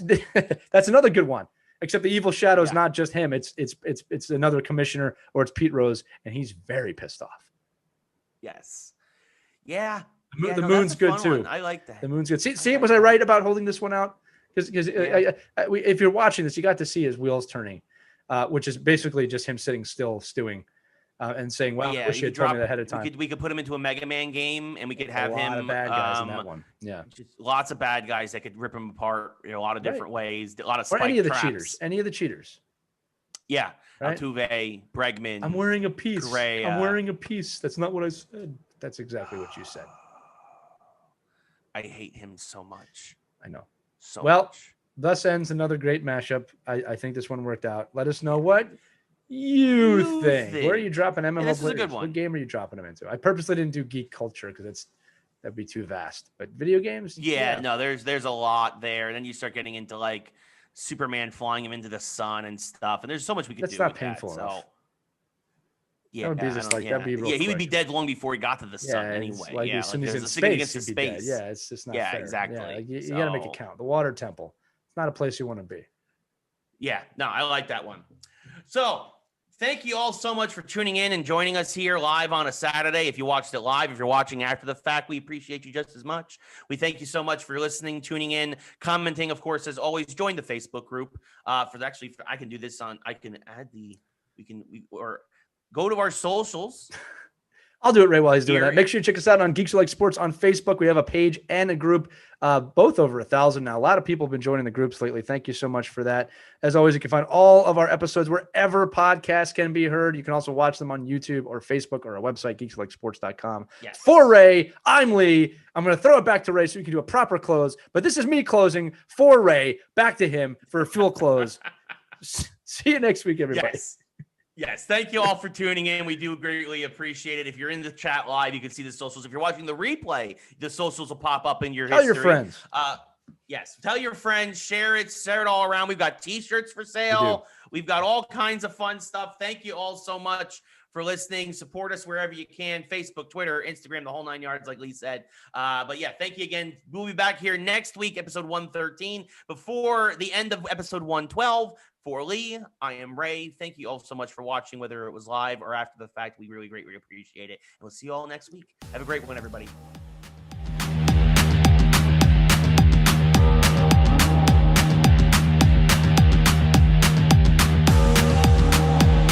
And thus ends the recording.